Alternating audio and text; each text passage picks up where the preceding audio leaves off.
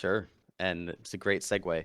Um, do you think that it's unjustified? The hatred of it, yeah, it's Yeah. nonsense. I Um, mean, the it sort of is just shoved in our faces, mm, yes, it is and it's because quite it's annoying. based on decency, and decency I should be don't think shoved in so your at all. face. Human decency ought to be shoved in your face, and you ought to be taught as a young child how to be a decent human being. That's a good thing. Uh, Sesame Street I don't teaches think children to that be good wokeism. people. I I don't think that wokeism is a lesson in decency. I think it's moralizing. Moralizing. It's saying, hey, if you think otherwise than us, then you're wrong, and we're going to sort of preach about it to you all day, every day. Hmm. It's quite annoying, actually. I know it's Um, annoying. I don't watch media to be preached to. Um, I just don't like. I find it irritating to watch media and find that the reason for the media um, is not to tell me a good story or to entertain me. It's to push a message. I find that that's highly irritating, and I don't pay to go see a movie so that I can be preached to. I pay for it for the escapism. I pay for it for the story. I mean, those things still exist. Hmm. But they exist, but they're sort of damaged in some ways. If you're if I'm subsumed with politics, I don't know if that's even the right word. We're inundated, I Inundated, yeah. suppose. Yeah, inundated with politics all day, every day. And I go to see a movie. I'm not there to see more messaging politically. I'm there to see a fucking movie. I want to be entertained. I want to escape from my day to day reality, and I don't want to sit there and have to be moralized to by the thing that I'm paying to see. It's really fucking annoying. That's always existed within media. Always. 100%. I mean, Star Trek, the original Star Trek TV show. Do you think it was woke back in the 70s? Never saw it. Okay. It was very woke. It was little morality plays. Um, I mean, there's a reason that the first white man kissing a black woman on TV was on Star Trek, and that's because that's what they did. They showed you a weird little world that had a problem, and then the people came in and they saw it and they were like, "Oh, hey, how's this go? How's that work? Oh my gosh, you guys are doing it that way," and it was giving you a moral. Most stories have morals, don't they? Aesop's fables. Those are what, 2,000, maybe 3,000 years old? About the ant and the grasshopper? There's a moral there. It's one of the oldest stories in Sure. existence. And morals can exist in a story. It's fine, and they exist in most stories, but I don't think that they should be the primary purpose of writing a story.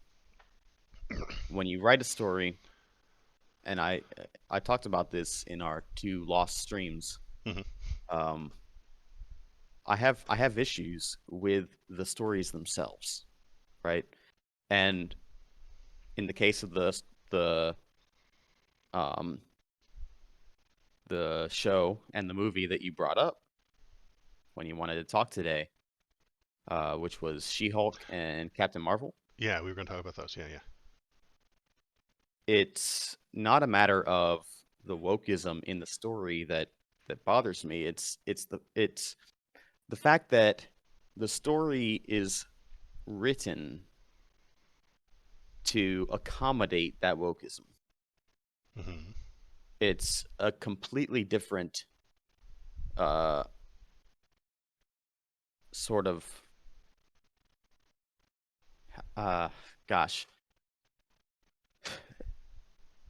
it's a different method of writing, I think. And we probably have disagreements about uh the quality of these shows because as you described in our last Jedi talk, you mentioned that your foundation for what makes a good show is the themes of it.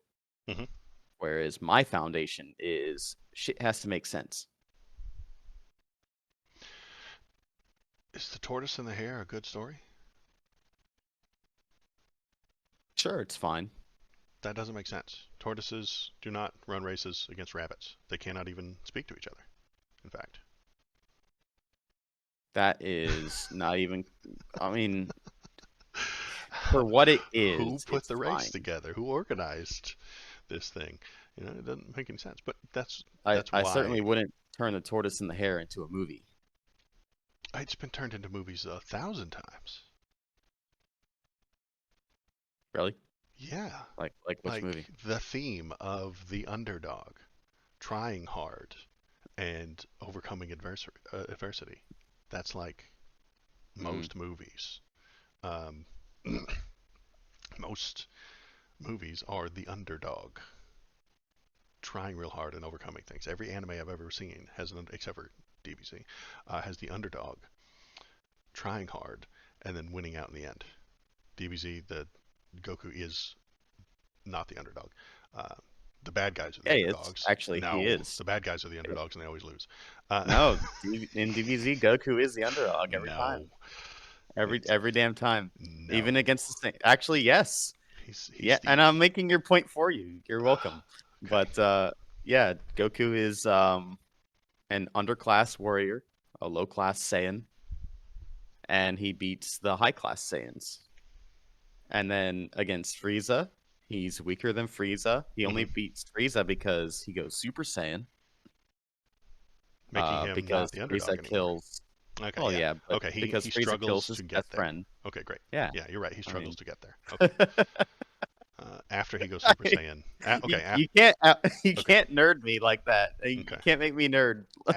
After he God goes damn it. Super Saiyan, he's never the underdog ever again. Uh, Fair. the show keeps going on and on and on and on, and so that's the turtle and the hare, right? I disagree. Um, the turtle and the hare.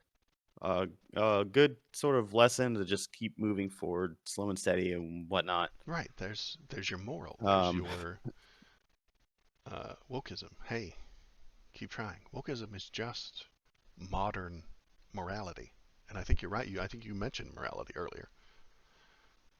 I did. Wokeism Yeah. is simply Um, the modern morality. I see what you're saying. Okay, so you think wokeism is just morality, as opposed to Yes. what do you think about preaching? If you don't like preaching, I understand that you don't want to watch it on your TV at night. I Do you understand. like do you like You don't preaching? make laws against it. You don't form That's fair. Yeah.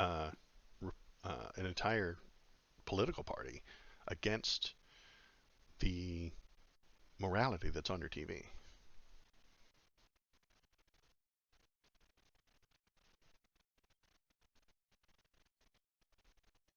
and you don't cry about it all day long while on the news with Tucker Carlson.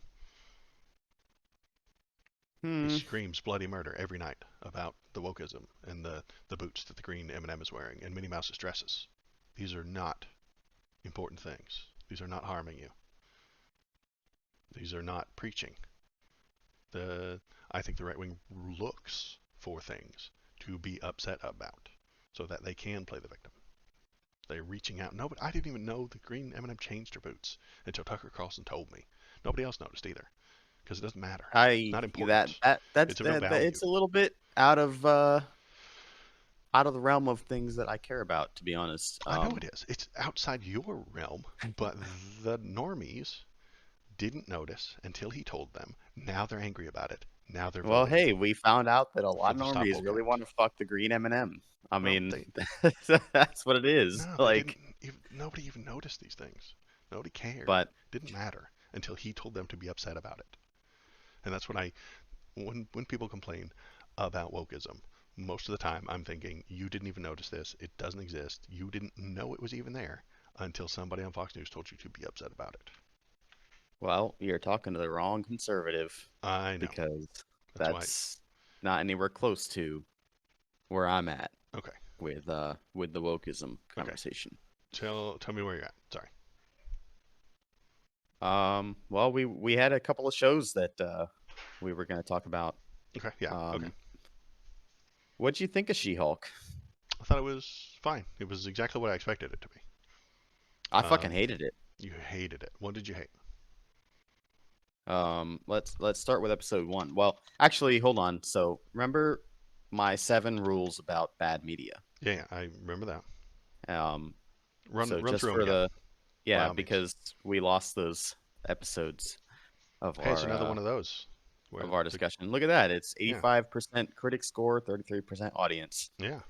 Um, so I had a handful of rules about media where I know it's a bad media or it's bad media if um I find that these rules are violated Hmm. to a considerable degree. So number 1, the what or huh rule. This one is from Red Letter Media, where it's every time you see, you know, or every time during a piece of media you go what or huh, Hmm. that's a red flag. Hmm. Um, Number 2, disrespecting the audience's intelligence. Number 3, trying to have moments without earning them. Number 4, disrespecting or ignoring what came before, with whether that's previous uh, media in terms of in film, or whether you're sourcing your media from a book or something like that, or a video game even. Hmm. Um, Number 5, unexpected does not equal good.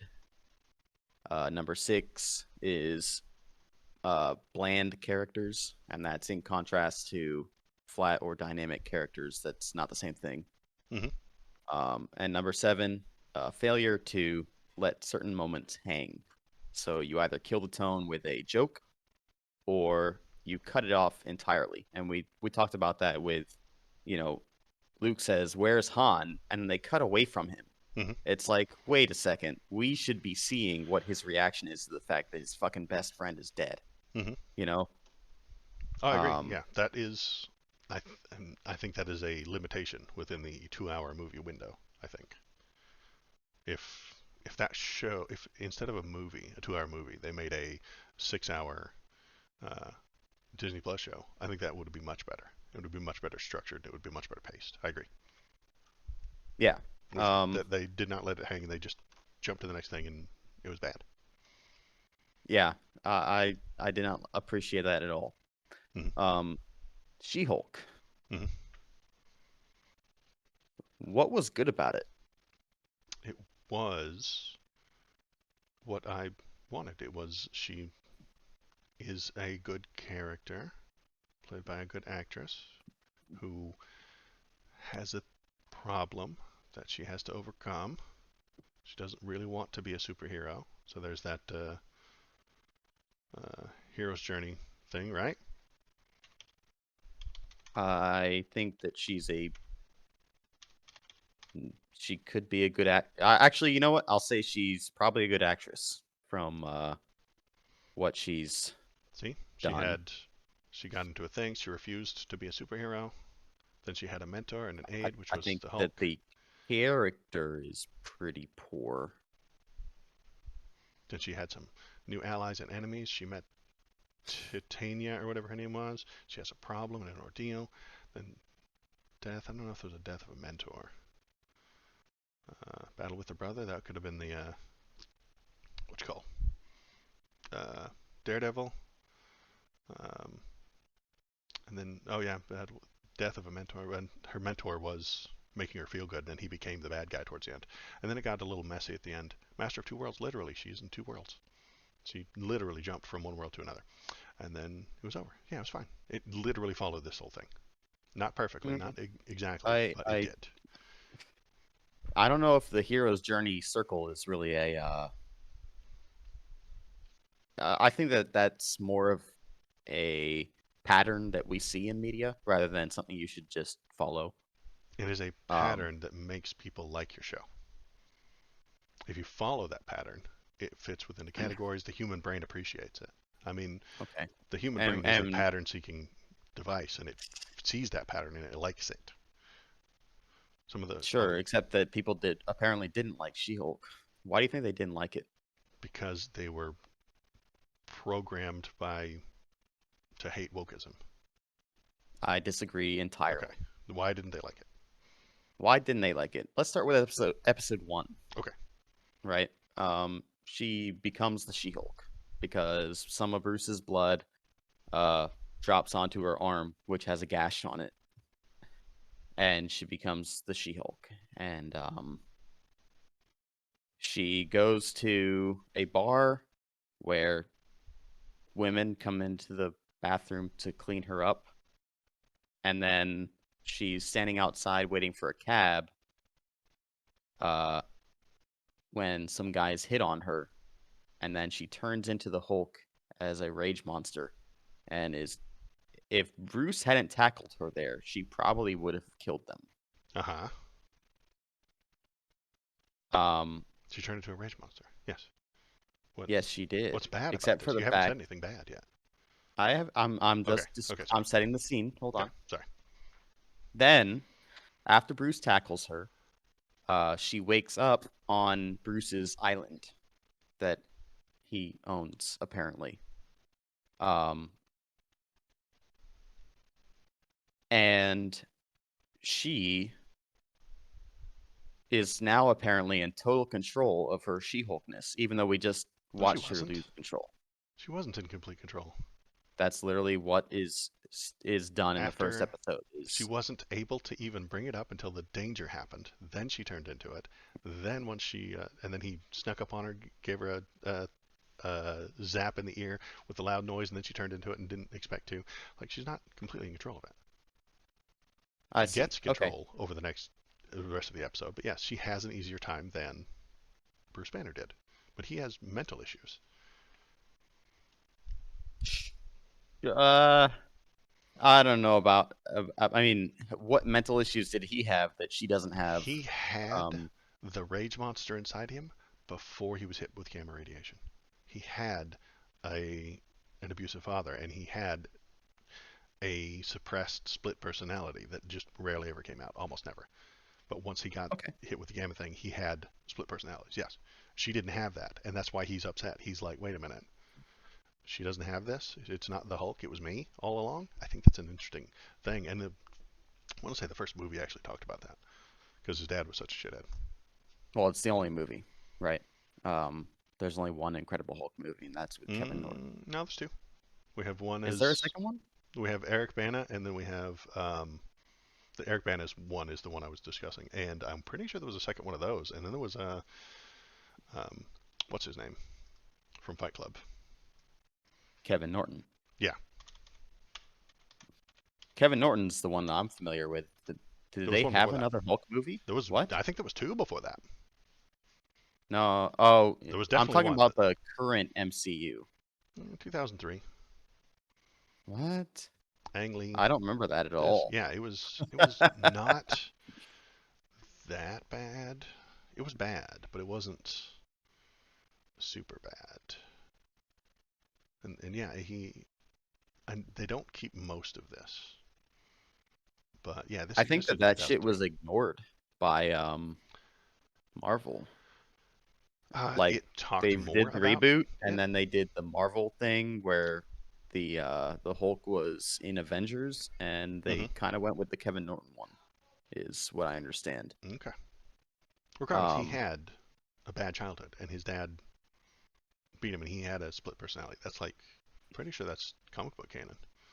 But the whole comic book That's canon fine. is a fucking messy nightmare.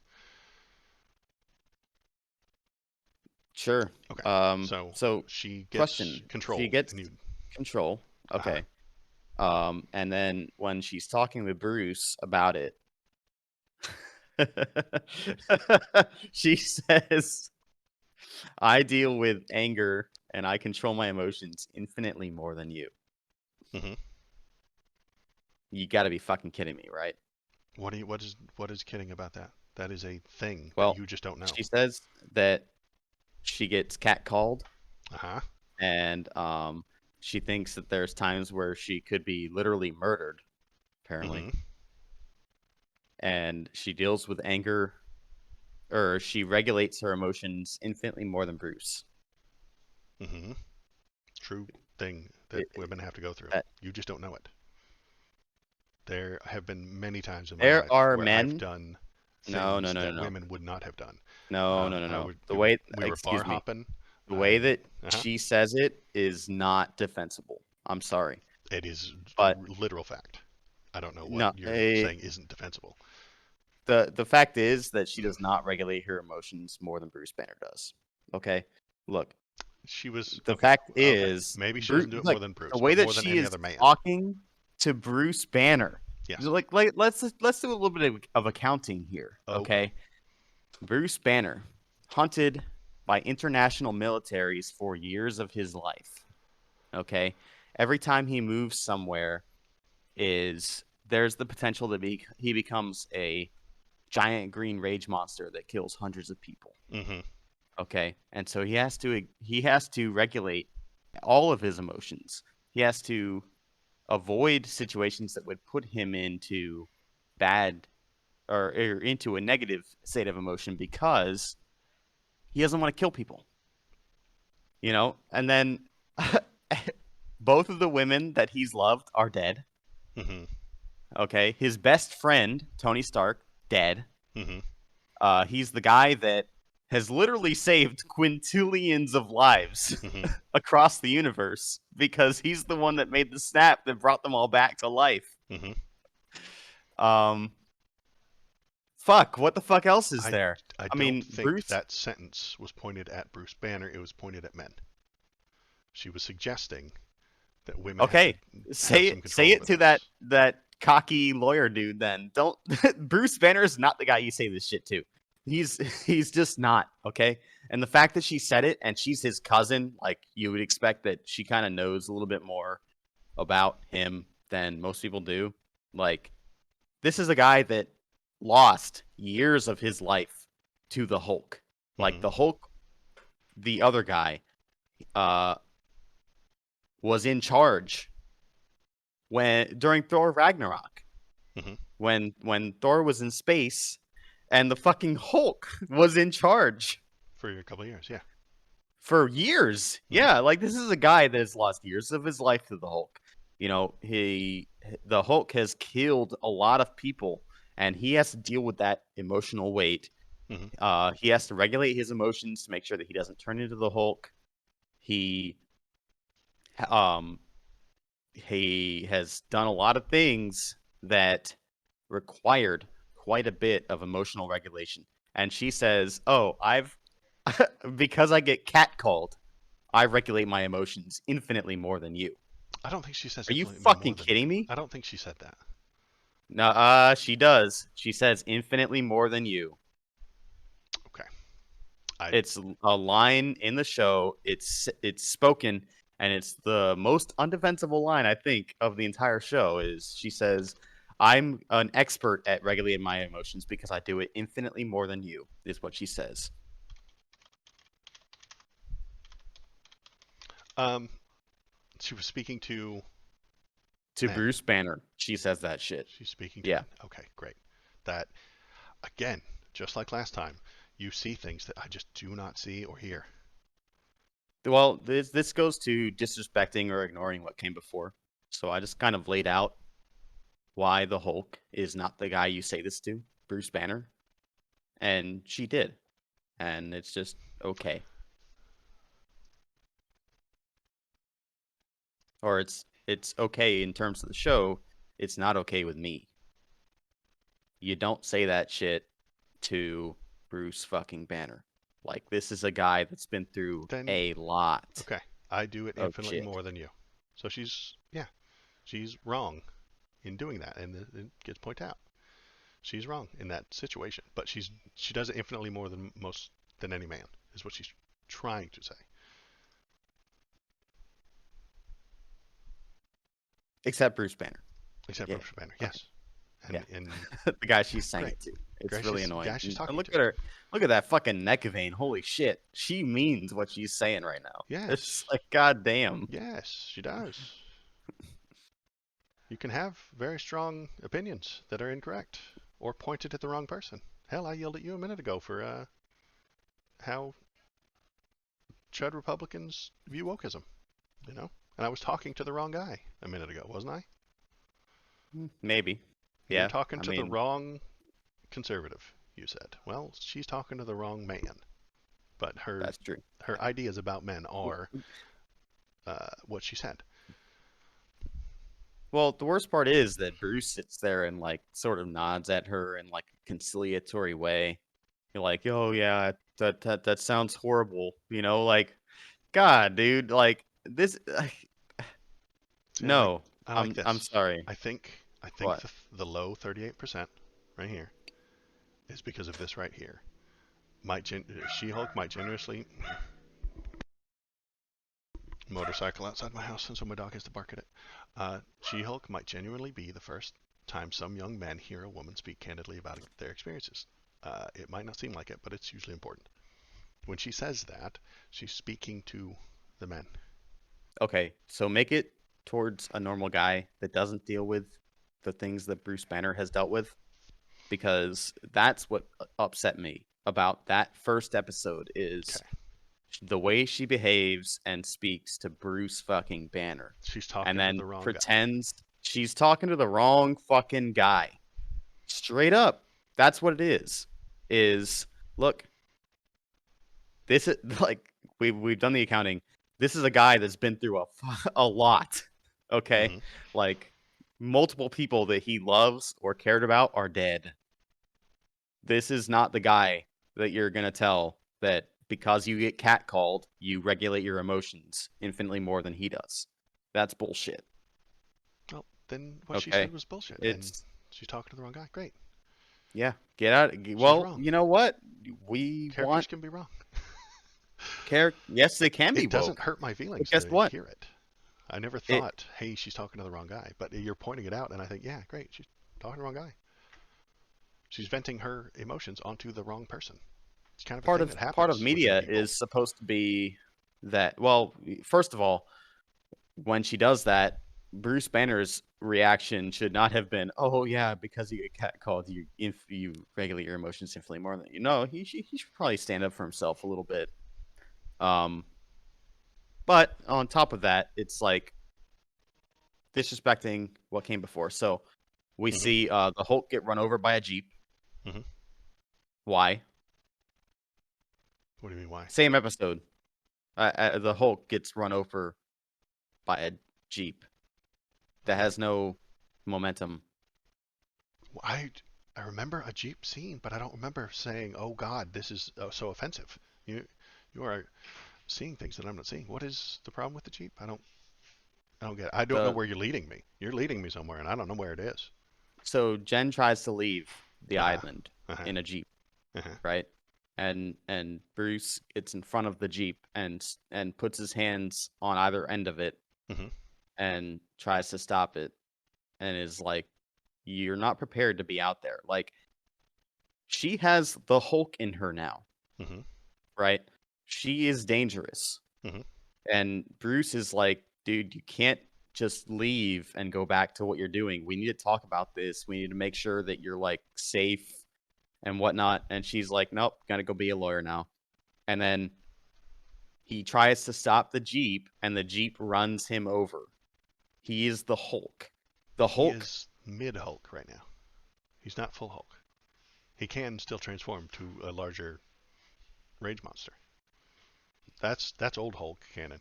There are many different forms that the man can take. There was even a gray Hulk for a while. who I think was a mob boss, organized crime guy. Um, if this guy right here, Uh-huh. this is mid Hulk, gets angry and loses control, he will get larger and stronger and angrier. If he calms down completely and completely zens out, he turns into uh, Bruce Banner. We see him driving a car as Bruce Banner. Okay. You know, Actually, he I has see what you're saying. Okay, multiple so you're saying stages. that in this form that we see him in right now Hmm. is he's weaker than Hulk Full Hulk, yes. is essentially. This is mid Hulk. Okay. And This you're is saying that this is equilibrium. This is the two of them really getting along. it is his personality, or not his personality. It is within reason that he'd be weaker than a Jeep in this form. Possibly, or he let the Jeep go, or I don't remember the Jeep scene. Honestly, it didn't strike me as something super noteworthy, so I didn't take note of it. But this one is weaker than the full giant Hulk. Yes. Okay, that's what you want to believe. That's fine. I didn't believe it until now, until you bring it up. Like, I didn't see that Jeep and say, oh, it didn't offend me. I don't know. I was sitting there like, what the? You mean to tell me that the Hulk just got ran over by a Jeep? Give me a fucking break, right? Like that's where my head was at. Okay. And then there's this whole. I mean, there's that you're showing a picture from the training montage. Hmm. And he's sort of a dick to her. He's, she outpaces him in a lot of categories that he's trying to teach her. He Hmm. does the boulder throw. Um, there's the ground pound where Hmm. she like decimates a cliffside, and then he pushes her over the cliffside, and he's being all petty and whatnot, and that's just not in Bruce's character I either. think it's well within the writing of the show. She's doing things that took him years. She is years ahead of him in development, and he's feeling inadequate about it. He was a rage monster for decades, unstoppable, uncontrollable, and he had the whole. Remember the binder? Like he was expecting a whole ton of work to be done on her, and she's already halfway through the binder on day one. This is a humbling experience for him. He thought he He knew should what be was going on. ecstatic. He should he should be ecstatic, He should but be very happy for her he's going that to be sore that she is the he way that she did. is. Mm, uh, this is almost Why is he so petty? why He's is he never so been petty? petty in any of all of the movies that he's been in. He's never been petty like that. He's never been petty. He's never been in this position before. He's never been proven wrong so hard before on something that he worked hard on. The binder was thick. He put effort into this binder, and it is wrong. He put effort and his heart, soul, mind, and a ton of mental power into this binder, and it's just not worthless. It's worthless. Well, it's not. They don't know that yet. He tore it That's out. another It's thing. worthless when it comes to her. I don't. It's If we make also not. 19 more Hulks, maybe they'll need the binder. I don't know, but for her, it is of no value. She's It is a value. They're on an island right now, except for the fact that, and the first time she transforms into She-Hulk, she's a rage monster. She's going to kill those dudes that catcalled her. she was in a rage. Yes, she was very. Her she had She was just not in survived a control. thing. No, she was not in control, and she didn't know Okay, that she could do so that. Now that she's what? aware, now So that she's what the had fuck? this moment, now that she's had this moment, and she's aware of her thoughts, because right after this she transforms. Right? She Uh goes huh. on the screed. She tells him all the things. She's yelling at the wrong guy, and she transforms because it can go out of control. But because she has practice, she describes the practice of controlling her emotions. She can now. She has more practice at it than he did. That's all this was. This was, hey, I can if I get wild, I will transform. Oh, but I have practice because of my life experiences. That's Sure. all I see this as. If she loses control, she will turn green, but she has practice. And the show is telling you and suggesting to young men who are watching it that they have to practice this, and it is a thing that they do. I would suggest that women do have more emotional IQ than men do. Yeah, I'd agree. Okay, so that's all they're I telling I, you I here. disagree with the characterization that she presents there, especially to the wrong guy. She is But talking to the wrong guy. She is talking to the that wrong it, conservative. I agree. yeah, exactly. That's my primary issue Okay. is her behavior towards Bruce is a clear violation of number four, disrespecting or ignoring what came before. It's extremely irritating to have her tell Bruce fucking Banner tell that she regulates her emotions more because she gets catcalled. It's like, dude, are Okay. you kidding me? Get out of here. She's Um, wrong. she is And wrong, okay, great. and it makes it. But also, her behavior during this episode makes her very unlikable. I Um, didn't think that at all. I thought she was hugely unlikable during this episode. Um, and this is our introduction to her.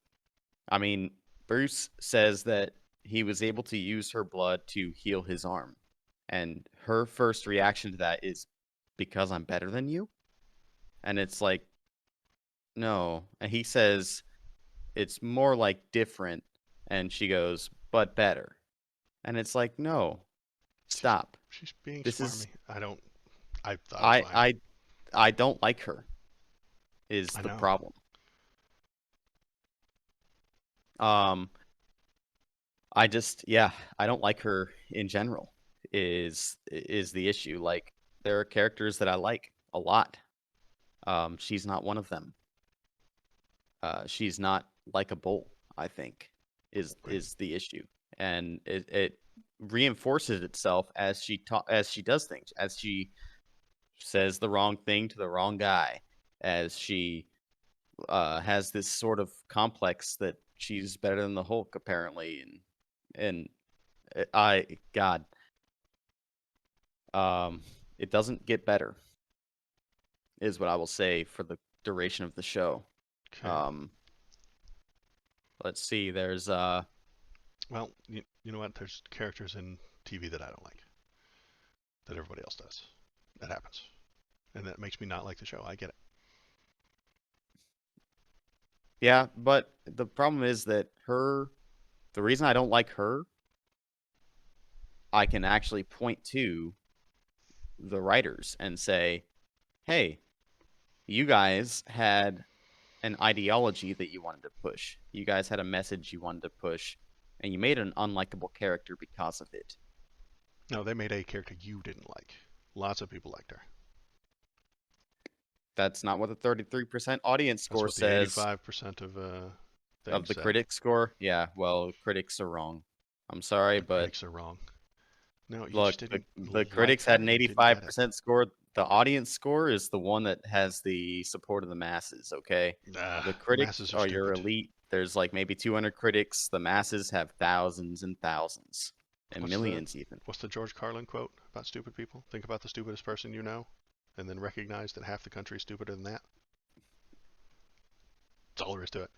Uh, the They didn't like She-Hulk because they were too stupid for it. Is that what you're telling me right now? Possibly, if well, I mean, that's the masses. You're talking about the masses. The masses are generally kind of dumb, kind of normy, don't want to hear a message. Um, the normies didn't like it. I agree, but that doesn't mean it wasn't good. I don't know. Um, It was bad.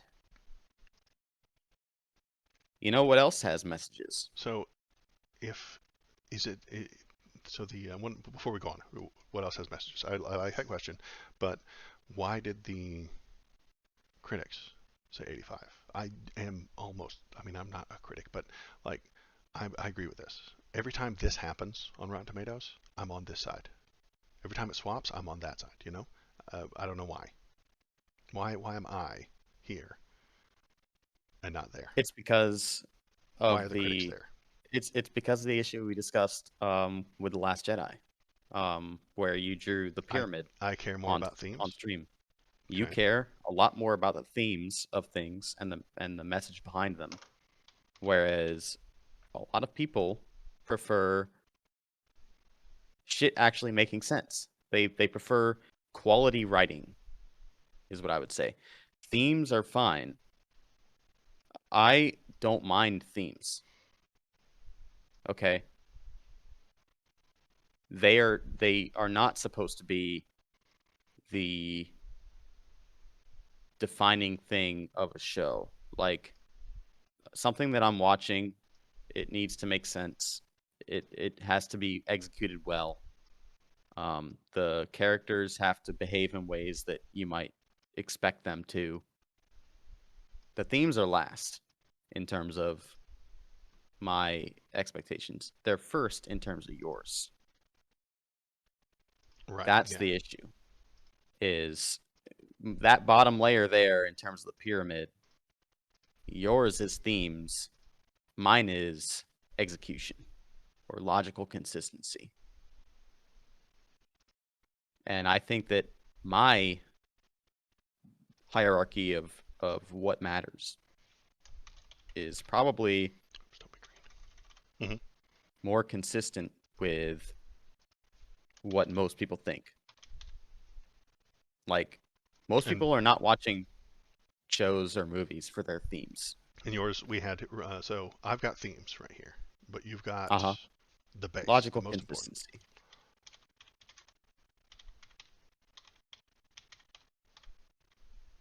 And this is in a lot of ways. I mean, there are a lot of functions to logical consistency. There's within the world and outside of the world, the canon as we know it. Like So if what are you putting on orange right here? So logical consistency, most important. After that, characters. characters. Okay. Yeah, so we got characters in the same place. Uh huh. Then you would Um, do, green probably going to be themes. I'm not sure what's going to be in yellow, honestly. I guess writing or Writing is with logical consistency, oh, honestly. okay.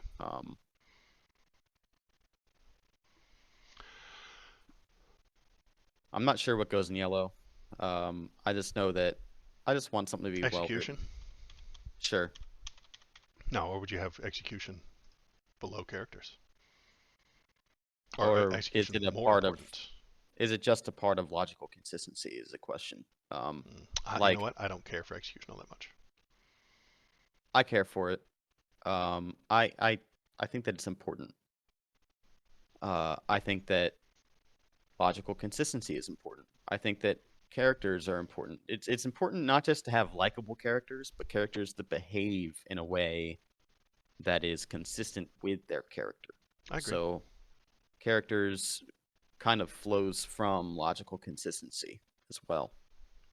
Oh, Um, I think characters flow from theme, and I'm not even just making that up because I just drew the thing. I think if you are doing a superhero story, there's themes involved. If you're doing a pirate story, there's themes involved, and those characters have to fit within that theme. The the the Vulcan walking around the Ren Fair is not within the theme. I don't care how good his character is. He's gonna have. I'm not gonna like him. I see. What kind of themes are you looking for in these movies or TV shows? When I say themes, mostly I'm talking about that uh,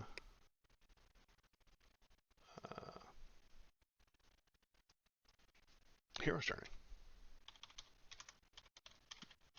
Are they doing the things that make sense and make me feel good?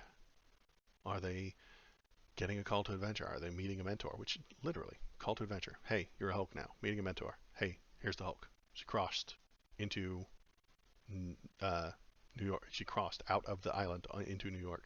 Then she had trials and she had failures. Then she grew and she had new skills. Then I don't know if there was a death, but there was some revelations. She gets better at being the Hulk, the She-Hulk. She gets on board with it, uh, and then she comes back and she's a better person. It's like she followed all the things, and I can, if when you stick to this, it makes it feel satisfying to these people. but not the others apparently. No, because I think they're looking at things the way you look at them. They're looking at the drawing from a different way. I Yeah, think I think their pyramid is different. I think the critic's pyramid is here. This is the critical pyramid, and this is the fan pyramid. I can agree with that. I think we've identified sort of what doesn't work, or what works for fans and what works for critics, and that's probably why you have such a discrepancy between the fan and critic reviews.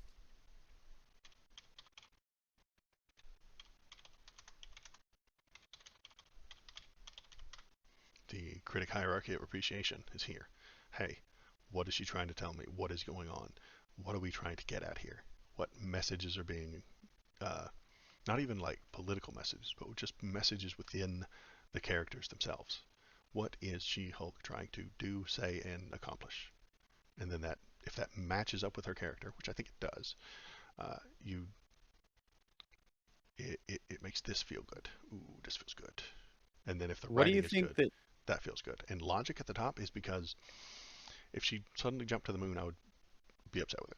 You know, I'd be like, ah, why did we do that? That doesn't even make any sense. That's silly. But it's not as important to me. sure? So what do you think and it was She-Hulk, and then you also brought up Captain Marvel last Yeah, I time. think Captain Marvel was the Um, one that the internet went all woke go broke. It was such a big deal at the time, you know.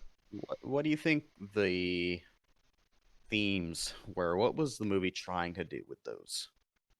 With Captain Marvel and with She-Hulk? What was the theme They had in different general? Like, themes, I would say. They didn't have the same what themes. were they? The themes of She-Hulk was, what was the theme? This woman is giving something she doesn't want and has to deal with it. You know, how do you make a life of a superhero and a life of a lawyer like mix? That's what I mean. It's right there in the title, She-Hulk, attorney at law. You know, that's two different worlds. That's superhero and hey, I actually want to be a lawyer. I worked hard to That get can't be a this. theme, though. You gotta That be can't be kidding a me. theme. Like, Two right. two Well, things what not mixing and then trying to make them match. Trying to make two things fit together isn't a theme. Seems like a what theme to me. may okay, so I think we've got different opinions of what makes a theme then. Well, Uh in terms of themes, I was expecting you to say like the theme is, the difficulty that women have in general. that is Like, a minor theme. Yes, it can have hundreds of themes. I mean, the show can have hundreds of them. A subject or discourse, discussion, meditation, or composition topic. right. Yes. So So it could have I was expecting hundreds. you to say, in terms of what themes are, I was expecting you to say, oh well, this is the struggle that women have in the world. Hmm. That is a part of it. Which Yes, I would think is an overarching theme of She-Hulk, and especially of Captain Marvel as well. it is Um, part of it. Yes. And is that a so it's a problem? little surprising. Um, it's If not. if it was It's the theme, what would that make a difference? well, it wouldn't. The problem is that a lot of these shows these days and movies are designed, or not designed.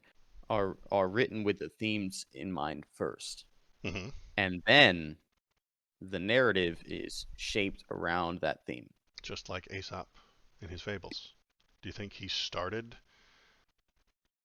He started with This a is a theme. guy from thousands of years ago. That's why we should respect it. This shit is real and it sticks around our culture. The Ant and the Grasshopper is a story that you know, isn't it? So does the Bible. I know, but that has stories in it. If that has a, uh, it is a list of fables to teach you lessons. Those Okay. sh- those lessons I don't think it's can be relevant. carried over. I Some don't. of I those don't. lessons I are especially worth don't it. think that She-Hulk Attorney at Law is going to be around our common discourse in 20 years, I don't let alone think it 2000. will be. But the more But basic and more thematic you make your story, the longer it sticks around. The Ant and the Grasshopper. What is that about? That's a guy about a guy who loafs off and a guy who works hard. And then the guy who goofs around dies and starves. This is a very important lesson. This is 100% uh, important for people to know. Do you think that's an important lesson to learn? Do you think the man Aesop just didn't start with the theme first? He started with the theme first. that's fine. And And that maybe Aesop has, was particularly talented. and I it's a don't think bug that and a the people bug. writing these things are so They're not as talented, so they as Aesop. shouldn't include themes. Well, they shouldn't be producing multi-million dollar productions. They can write their There is silly nobody else. fables, whatever their themes are. It's fine, but just don't fuck with shit that I like, please. I don't think you liked it to begin Um, with. I don't think you liked She-Hulk before. I I don't like think you did. Marvel, You liked Marvel, but you didn't like She-Hulk. and they I'm going to well, I suggest that didn't know She-Hulk was She-Hulk. never. I know you didn't know it. So when you see it as a Marvel thing, you think it's going to be punching and Marvel. karate chopping and the Hulk jumping in to smash things. And she actually talked about that in that last episode. She's like, hey, this isn't me. This isn't what I want. I don't want to be a Marvel spectacle. I'm a lawyer. Let's do me. It's my show. Let's make it about me and the way I want to be. This is 100% matching with the comics. It's better than just another plain Marvel movie. That last episode of She-Hulk was fantastic. The one where she Literally breaks the brings, fourth wall yes, multiple times to be yes, like, "Oh, is this really where this finale is going?" yes, fantastic. Fine. I mean, whatever. I'm okay with the fourth wall breaking. She's been doing it in the comics since the 80s. Yeah, and that's totally cool. I'm fine with that. Okay. I don't like the character herself. You don't like the Like, character. That's yeah, fine. I mean, I mean, that's straight up what it is. I that's don't fine. like her, You don't like her. That's fine. and I think Okay. that's a totally fair uh I'm telling you it's fair. assessment. You don't like her. That's Yeah. fine. I liked Well, her. I like watching her. Do I want to marry her and have her children? No. Do I want to hang out with her? Maybe. Do I want to watch her on TV? Yes. Um, sure. And the that's totally fair. I would think that the audience score says they don't like her. Yes, the audience Like score says they don't like her that is that because is yeah, what the audience that's what right that is. That's what you're looking at there, is the audience right does not here, like the character. they hit a problem. They hit the road bump right there. The fan hierarchy of appreciation hit a big old snag right there. Yeah, Where it wasn't just logical consistency, it was also characters. hmm It's the whole foundation of the show is we're supposed to like her. hmm And when you make her unlikable in the first episode, it ruins it. okay, Right? When she says the wrong thing to the wrong guy in episode 1, it's like, well, I fucking hate you now because you just told the guy that spent 15 years in a living nightmare, multiple people dead that he loves or cares hmm about. that you regulate your emotions infinitely more than he does because you get catcalled. Hmm. It's like, And that was very no. heavily within a theme. And I said, hey, that's a good theme. I like that. That's interesting. That is an And I interesting said, theme. And wow, it's given you're a by a bitch. character, and it's given by a character that was set up as that. So that I in that situation that we have harped on for a while now, was within it was a theme, and it was given by a good character, and it was written properly, and the logic of her saying it to him never even entered my mind. Okay. Well, I'd like to know what kind of character actually like says that though. The Especially to him, but um her sort of attitude in general is pretty bad. Um she treats the whole deal of becoming a Hulk mm-hmm, as an annoyance, mm-hmm, because it is which is it's not though. It's for a her. really It big is. deal. It's an annoyance. Um It's a bad thing that she did not ask for. So it is a life changing thing that she did not want. it is, but the way that she treats it is incorrect, I think. Is That unlikable. the way she treats it is how that character would treat it. When I say characters, I want the character to be laid out and then do the things properly. As a okay, I'm sorry.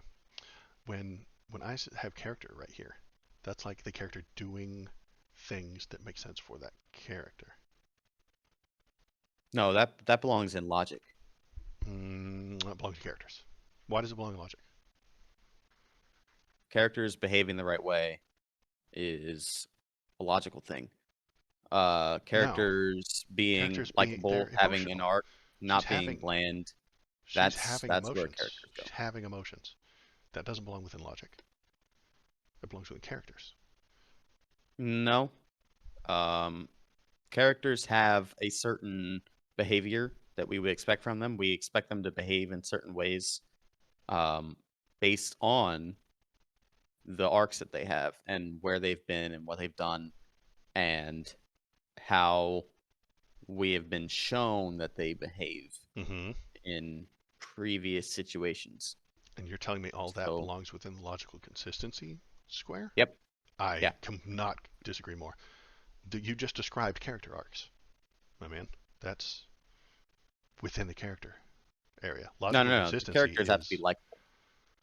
Logical consistency is separate from characters. It's okay. Would this character actually do this? Would Luke Skywalker try to kill his nephew because he saw a hint of darkness in him? No, it's not logically consistent. Okay, that's he's where having severe emotions. that's That's look, within that's character where arc, that man. belongs in terms of the pyramid. The characters is okay. Do I like the characters? Are they dynamic? Are they flat? Are they bland? Are they very developed? That's how where characters go. Luke Skywalker having that difficulty, that doubt, that thought is part of the character arc. No, Yes. I he's could not he's disagree he's more. on an arc, and that's one Uh, of the steps within the arc. this is a guy that saw the glimmer of light in Darth Vader. Yes. Okay, and That was and part of his character arc wanted to bring also. him back. That was also part of his character arc And we're looking at the at time. the guy that saw the glimmer of light in Darth Vader, but because he saw a shadow of darkness in Kylo Ren, he was potentially going to kill his own He was nephew. debating it. He was thinking about it. Yes. He literally had his lightsaber turned on, hovering above In Kylo in Ren. in one of the scenarios he did. In the other he did not. Because that got. What do you mean? What do you mean? I mean, we saw the scene twice from a different point of view. From Luke's point of view, he didn't have it on until Kylo started to attack him, and from Kylo's point of view, he was a scary-faced monster man who was there to murder him in his sleep. I don't remember that It, at all. we I it remember showed it the twice. lightsaber being turned on Hmm. and He was about to murk the Kylo in his sleep. Like, right dude, because this is you something that Luke would never do. Luke because would not do that. and that's Kylo's perception that you're seeing it from. We saw And the it problem literally is, twice. It was here's in the the thing movie though, is twice with that two different that things. that issue doesn't belong in the characters section. It belongs in the logical consistency section. I cannot even comprehend how that sentence makes sense. What do you mean? I mean, this is a very important character moment.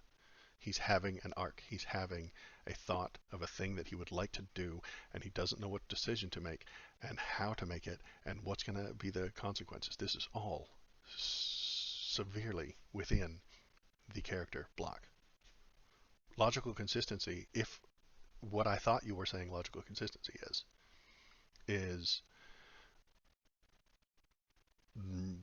late Game of Thrones when Cersei tells Bronn to go kill somebody in Winterfell, and then 7 minutes later he's there. That is a logical inconsistency because it takes months to get The between the two. teleportation in Game of Thrones season 8 was horrible. Yes. Right, that's a logical Their consistency teleport problem. powers. This is what I Yeah. thought you were talking about with logical consistencies. When a character goes from uh, Winterfell to the Red Keep in one episode, and there's not a 6 month long waiting thing. The teleportation, I think, is a logical consistency. Yes. Yeah, it's a logical inconsistency. It's Okay, it's great. horrible. The Okay, great. teleportation was really, really bad. I agree. Yeah. That is a logical inconsistency, and I dislike it, but I dislike it a little bit. Okay. I need to use the bathroom. Okay, good. I will tell you, or I'm gonna ask you this. Okay, I want an answer when I come back. okay. What made Game of Thrones bad towards the end Mm-hmm. in seasons, whatever seasons you think were bad? Mm-hmm. Uh, I think it started to decline after season 4. Mm-hmm. Um, so some people think that season 7 and 8 were bad, and up to season 6 was fine. That's fine. Okay. I want to know, in your mind, what made Game of Thrones bad towards the end? Because we do agree that it got bad Mm-hmm. eventually, Mm-hmm. right? So my question for you is, at what point did that start to happen? When did it start getting bad? And what made it bad? And I'll be Okay. right back. Okay. Um, so, since he's gone for a moment, I'll just say that I'm an absolute amateur at YouTube. I barely know what I'm doing. I just saw some streamers and thought it looked fun. So, Modular is a good friend of mine from real life, and we just talk and goof around and discuss things. This is what we're doing in our free time anyway. So all I have to do is just turn a camera on and then put it on the YouTube, and all of a sudden we've got a show, right? Right. Super easy. Um, we are probably just going to do this every Saturday morning. Um, that's just when we have the free time. So Saturday, show up, talk some stuff. Um, we often argue political ideas and stuff like that. So the wokeism is how we got here. I think we'll circle back around to that in just a couple of minutes. And the idea is that I'm generally a leftist. He's on the right. We argue it out, and we don't want to meet in the middle. I don't want to meet in the middle. God no. The middle is a terrible place for inconsistent people. So the idea is hopefully I drag some people to the left. Wouldn't that be nice? And I think he's trying to drag some people to the right, but that's okay.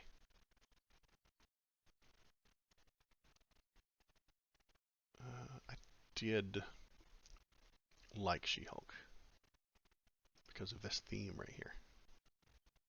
And then the character was well within the theme, and then the writing was okay.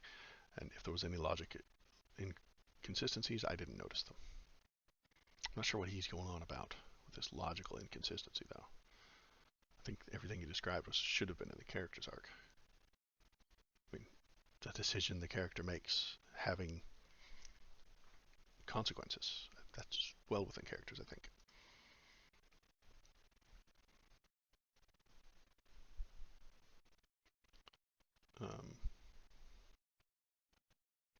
And I am back.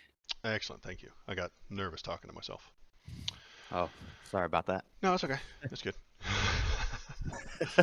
If there were a viewer that could chat at me, that would give me something to talk to. I don't think I could do this by myself. God. One day we will have One many day, someday viewers. soon, I'll have a viewer or two Yeah.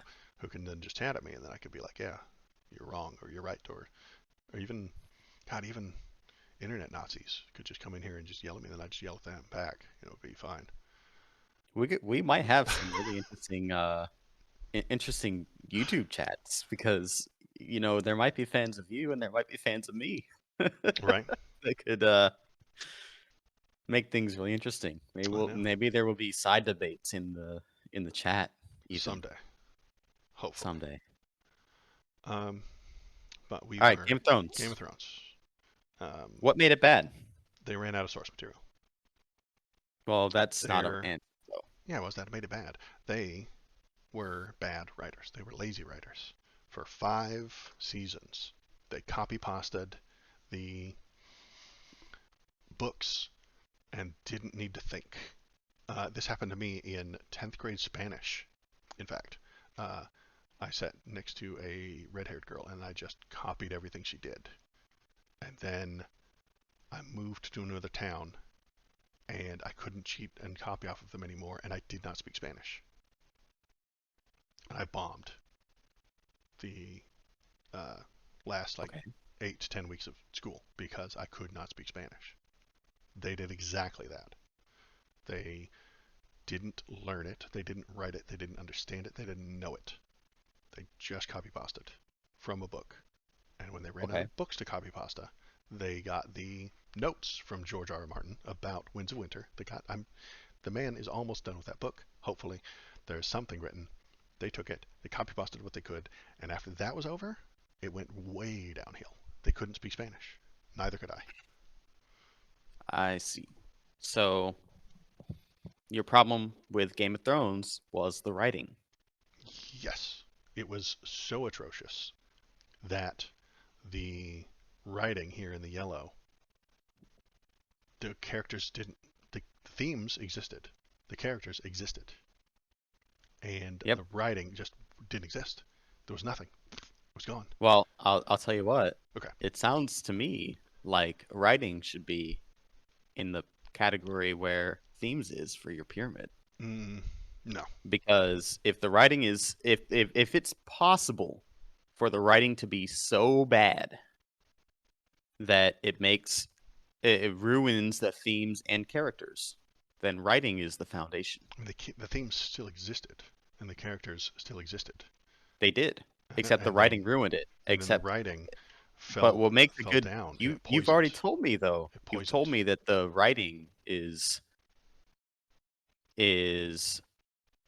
able to poison the stuff below it. Yeah, it poisoned it. Made it Except a for the little. fact that for me, if you're able to do the things in my pyramid, Hmm. it's not actually possible to poison the below categories. It's not able to poison the below categories.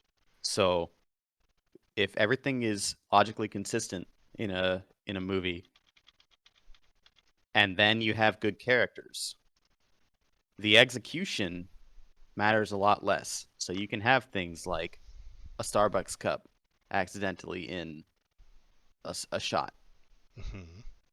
and then the themes are last. It's look, you can have certain themes, or you can have no themes at all. There's no such But thing as no themes at all. if your themes are good, or if they're bad, if you have bad themes, then they're not going to impact whether or not I like the characters, especially if there is logical consistency there. Whereas for you, if the writing is bad, that can ruin your themes and your characters. Mm, if it's so, if okay, so what happened? If the writing is so bad, it didn't ruin the theme or the characters. Those still exist. They were just poorly explained and poorly written and poorly done. The theme exists, but it can't. This isn't a building. If we take, let's see, an eraser. If all I have is those two, if all I've got is these two, Uh huh. it's not good. It's not a building. This isn't a pyramid any longer. If all of this is gone, then it's not a pyramid. It's not a show. It's just a. It's not very good. It's just not good. It's got a theme. The theme still existed. It was explained poorly. The characters still exist, and they were written poorly. So it just isn't good. If yours over here, let me throw this out there. If you're logically consistent and you have characters, but these are bad, you're still happy with it? It would probably still be a good show. I don't think it would. It would this. You know what this would be? Logical consistency in characters. This would be a uh, World War II documentary, Pretty good. which I Those hate. those are They're usually pretty boring. good. I don't like them at all. They're of no um, value to me. I mean, World War look, II documentary. it, What this is right here, right here. Logical consistency in characters with none of the other two. This is the History Channel when it was doing World War II stuff all day long, and it was boring as hell. There's logical they consistency did World within. War II. No, first of all, they did World War II stuff all day long because it made money, because Right. people liked it, and Because, also yeah, because these people, these well, 33%, yeah, those love 33%, these 30, two the things. the Yeah, 77%, or excuse me, the 67% normies. that the 2/3 of people that watch things like it when things make sense. Right. And they like it Then, when they have characters that they can either root for or against, that are not bland, that are dynamic, that make sense, characters that act in the way that we would expect them to. And then there's the question of execution and themes. And you know what? When characters behave in a way that is expected, themes arise from that. That's the problem. they can. Is Yeah, you're right. They could. If Yeah. you've got the logical consistency of, hey, we're storming Normandy, and here's Private who's ever, Private Umpty Squat from the Big Red One is storming Normandy, and we just follow him through it, then that's what we get with these two. And if you add good writing and a theme, what you get is Band of Brothers, right? Yeah. Okay. Yeah, but Which you is can't a have hugely Band of Brothers by starting with themes. no, you probably can't. No, yeah, exactly. I So you agree. have to start I don't from like Band my of pyramid. Brothers. I never liked it. Oh, that's unfortunate. No, it's Um, it's and fine it's for been what it years since I've is. seen it, but so I'm not gonna argue about it. But the don't do that. Don't do that. What? don't don't stake your pyramid on Game of Thrones. You No, this also is said it was bad. I know it's bad, but this from Game of Thrones season 5 and on is themes and characters, and these two are just abandoned and burned. So this is what you get. So if you only care for the First of bottom all, you're two, giving Game of Thrones way too much credit how am I because the giving it? I characters hate it. were also dead. I they're I they're hate it. you're missing every part of the pyramid for Game of Thrones season 5 and on. Um, There's the characters existed. I mean, you've Jon you've Snow's still in it. well, I mean, he's still there, and he was. The theme is there, and Jon the Snow characters are though, there. the character that he was though is not the character that he became in season 5 and beyond. After season 5, he only had one Well, line. It what was about "She's my this? What queen." about what about if I made it look like this? It's Perfect, it's crumbling. Season 5 and on wonderful. is Yeah. crumbling and bad.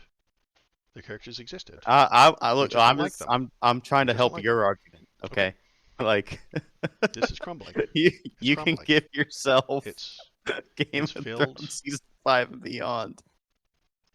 it's filled with cracks. These are cracks. It's cracking. Sure. These are cracks. Well, I'm telling you that logical consistency in characters are going to be the foundation. by which your themes arise. It's So the foundation that gets us World War II documentaries.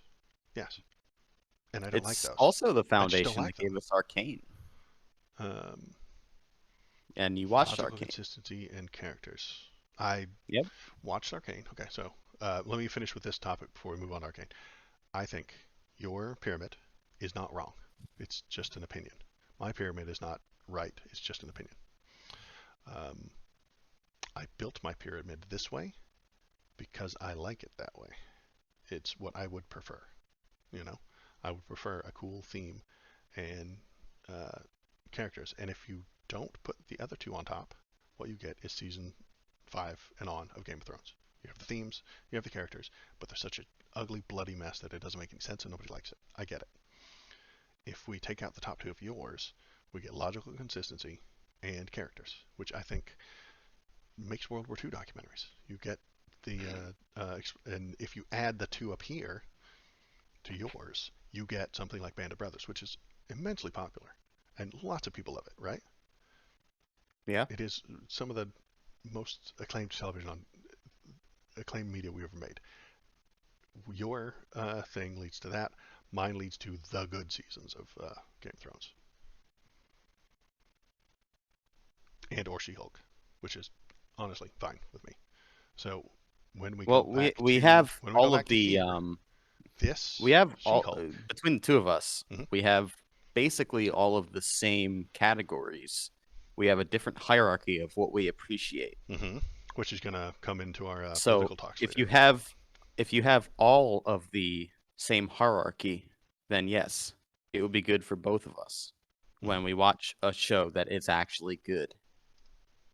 My criteria for a good show is one that requires good writing, whereas yours does not.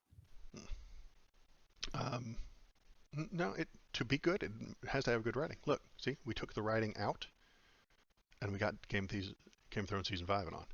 The writing went bad. This is what we got. If the But writing, you were okay with how She-Hulk turned out. yeah, I thought the writing was fine. I She-Hulk, see. I think So, She-Hulk has a full pyramid. oh, She-Hulk okay, has yeah, a full pyramid. I see what you're saying. You know what I Yeah, mean?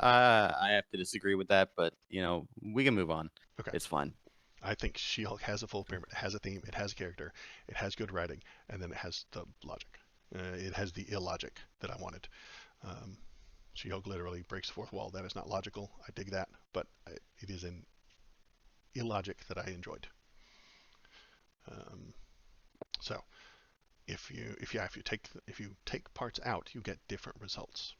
So this is my description of Game of Thrones season 5 and on. So themes Themes and is character. something that for you does not include necessarily wokeness. Like, It doesn't have to, but it could. um, Wokeness, you the correct, the way you treat society and the people in it is a theme that could be uh, expounded upon or ignored or challenged. hmm. I'm interested to understand what you mean when you say themes, then because The subject of discourse. let's That's say, really it.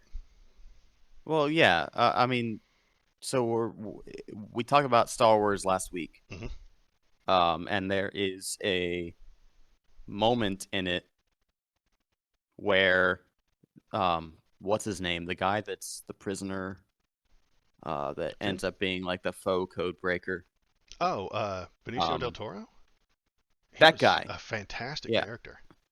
and he tells uh Rose and Poe, who the hell's there? It was Rose and Finn. Rose and Finn. Yeah, he's like, oh, I That love his line. he's like, yeah, each side, you know, the capitalists, they sell weapons to both sides, Yeah, right? today you kill them, tomorrow they kill you. It's all the same. This is a true neutral character. I love him. Do you consider that to be a theme? of the movie, For the or is it that is a just something that's been thrown in? it is one theme of this character and part of the things that Rose and Finn are learning. Yes, they're on Canto Bight. They're seeing the wealth disparity of these very rich people playing in the casino, betting on horses, and they're seeing the other side of that coin, which is the impoverished children that are doing the labor. This is a theme, yes. Okay. Yeah, well, what I'm trying to understand That is a is what the themes discourse. are for you. Like, Discourse. um, okay, So there is a wealth disparity theme in that scene, in those scenes. In Canto Bight has a wealth disparity theme. Yes, okay.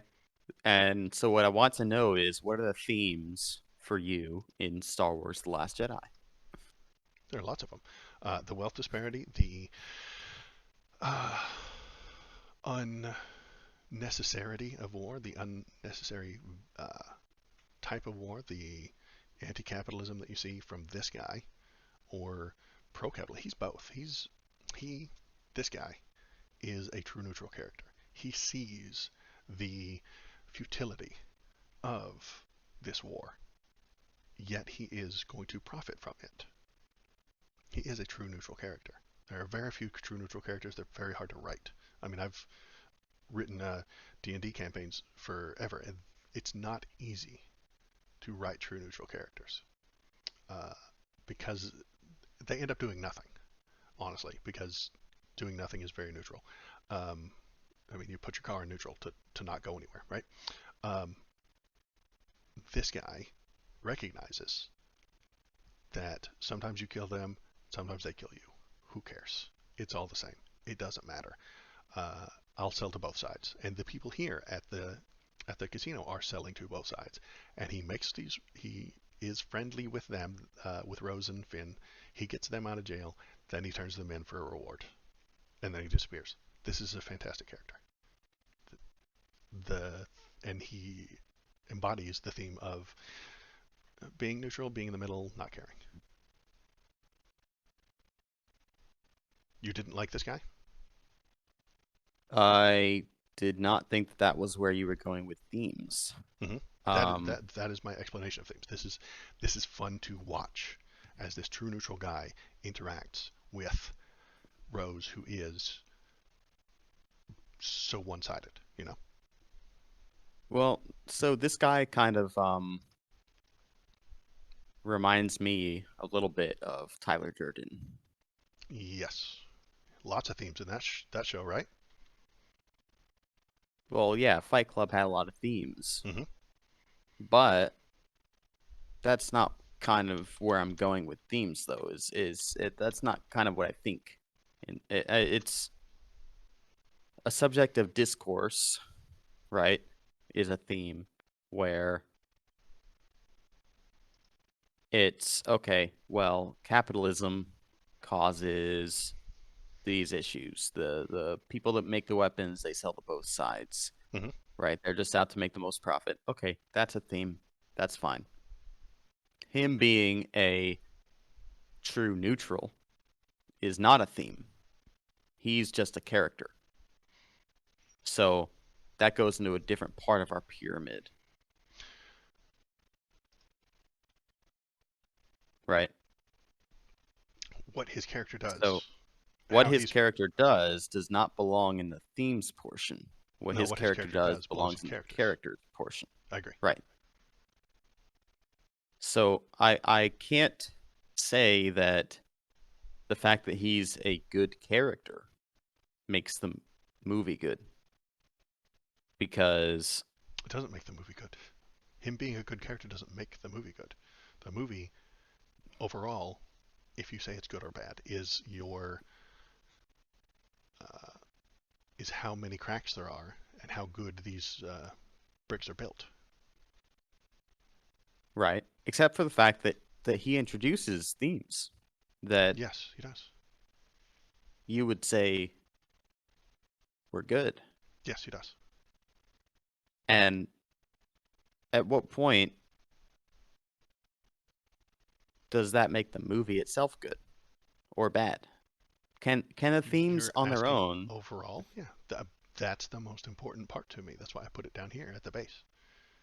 If you had that guy, but he wasn't introducing themes, it would fall flat for me. It wouldn't be a very good pyramid.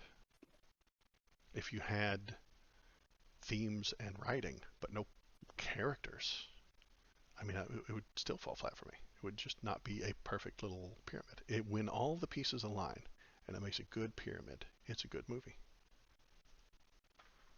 Does that mean there can't be any cracks? No, there could be cracks. There could be cracks within the logic. There could be cracks within the Well, hold on a writing. second. Yeah. Did you spend a whole weekend with me arguing about movies you actually, or TV shows and movies you actually didn't like? No, I liked them. Why? Why? Because they had a good. They built the pyramid properly.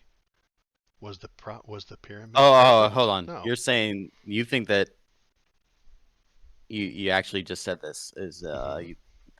that She-Hulk actually had the full pyramid. Okay, Yeah, it I had a see. good theme. It had good characters. It had good writing, and the logic I thought was fine. I didn't see any glaring problems with the logic. I didn't see her teleport from Winterfell to the Red Keep in a day. I didn't see any of that.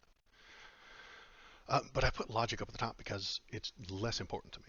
If if the logic, if something like the Winterfell thing sticks out, it can hurt me. It can hurt my brain. It can throw me out of the suspension of disbelief kind of thing.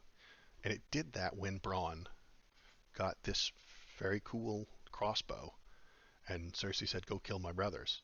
And then 12 minutes in the showtime later, he was there and shot them. And I was like, wait a minute.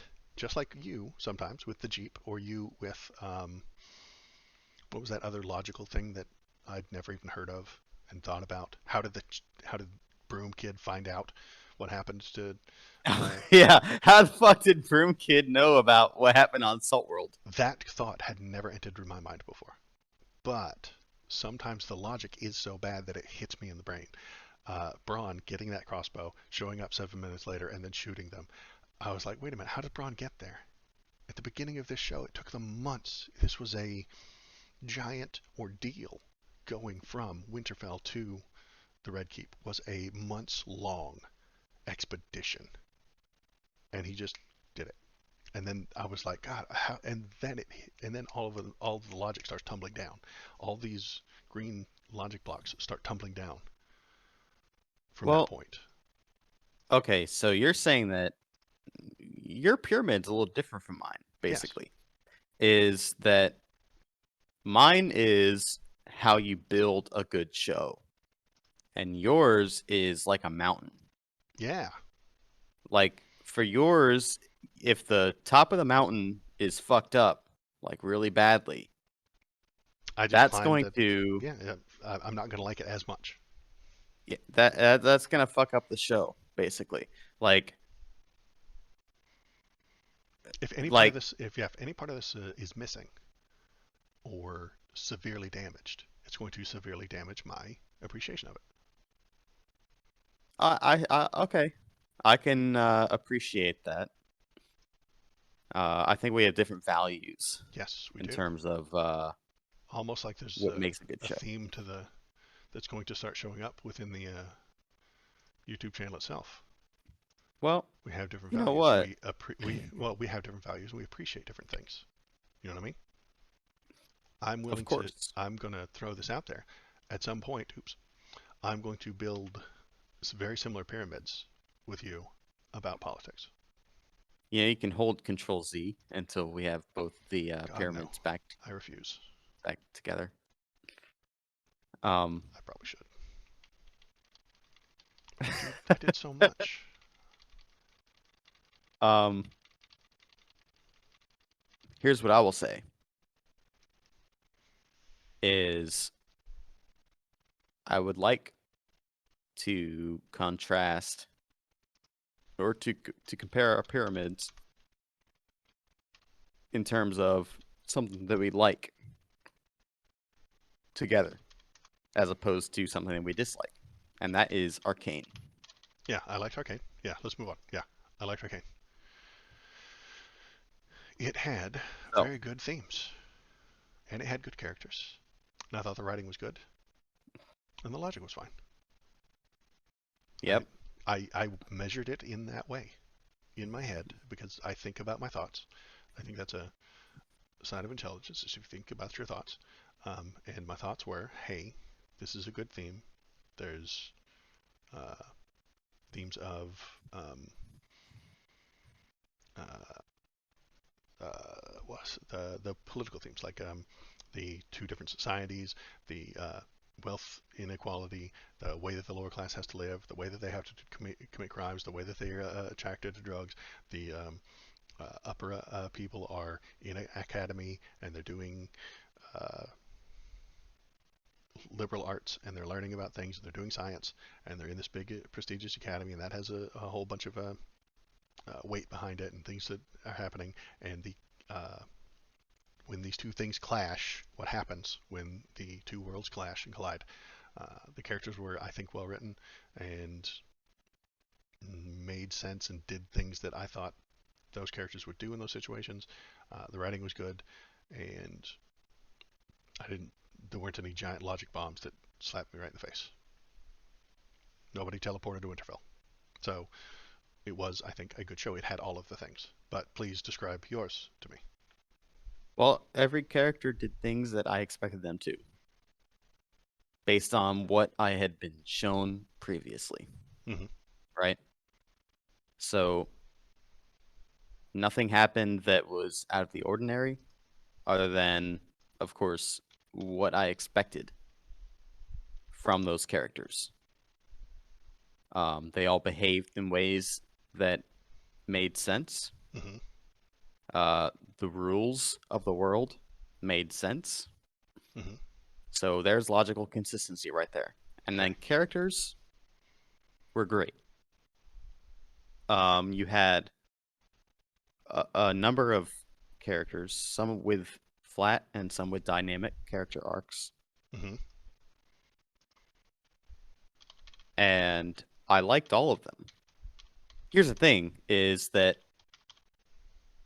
they managed to incorporate characters that it managed to introduce certain themes, Mm-hmm. but even without that, it was still a good show. And yeah, I mean, Rotten Tomatoes, look at that. Mm-hmm. The score, amazing. Mm-hmm. Um, I can't imagine anybody that has a negative opinion of Arcane. Part of the and think about how much wokeness is in Arcane, right? You have certain themes, right? You Mm-hmm. have the class disparity. Mm-hmm. You have uh, LGBTQ in there. Mm-hmm.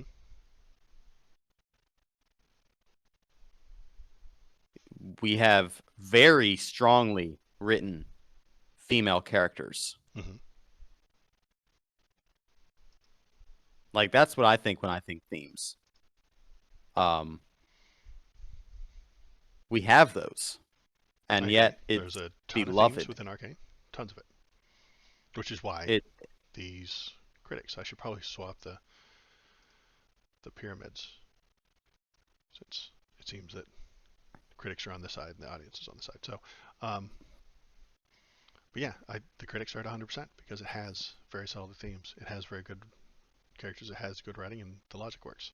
And then the fans like it because it also has logical consistency, characters, the execution of the themes. Okay. Um, like it's a very very good show. maybe it's not a pyramid. Is the point. It yeah, the pyramid's sort of a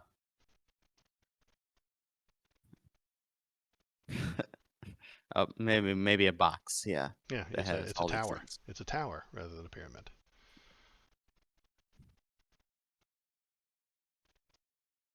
So, What's the difference? Is that what we're getting towards? well, yeah. Arcane is able to have strong women. It's able to have themes that you appreciate, Hmm. right? I mean, about the class conflict and whatnot. Hmm. What's the difference between Arcane and She-Hulk, for example, I or think there's Arcane I think and The there's Lord of the Rings? I think there's very little difference between them. And you know who would agree with me? The critics. The critics, yeah. There is Well, very the little critics difference are between not them. very well respected right Well, now. That discrepancy exists for a reason. And I'm I mean, asking you mhm. what it is that, I mean, the audience agrees with me. So why is it? Why does Arcane have such a great score compared to The Lord of the Rings, Rings of Power? Why does Arcane have a great score compared to She-Hulk in terms of critic and audience score and the disparity between them? Like, Is the it because audience they? score is only 4 points off of the critic score on Arcane. Like, and the critic score is 100%. It's literally as good as it gets, Hmm. right? Why is it that the audience has a 96% score on Arcane, but only has a 33% score on She-Hulk? Subtlety, subtlety. That's it. The Writing. No subtlety. Well, the subtlety of the writing, sure. Um, Arcane has themes. If you are a critic, the themes are slapping you right in the face. All the themes are slapping you right in the face within Arcane. If you're a critic, if you're not a critic, the themes aren't slapping you in the face. The the sentence from She-Hulk that we described, when Jennifer is explaining that one terrible sentence, she's talking to the wrong guy. She says Yep. that to him. It hits Uh-huh. the audience in the face with the Yeah. theme. It's fucking Audiences awful. don't like to be hit in the face with a theme. There was a movie. What was the movie? Jack Black, Shallow Hal. Have you ever seen that one? Nope. It was bad. It hit you over. It didn't hit you in the face with a theme. It hit you with a chair right in your skull with the theme. The theme was fat people can be pretty. The Shallow Hal is a bad movie where Jack Black gets hypnotized into seeing inner beauty, and the person he sees inner beauty in is a very fat woman. And he's shallow, and he normally wouldn't hang out with this very fat woman, but then he likes her. And it just bashes you over the face with the theme. The theme is uh, you should look inside people and not judge them by their appearance. Okay.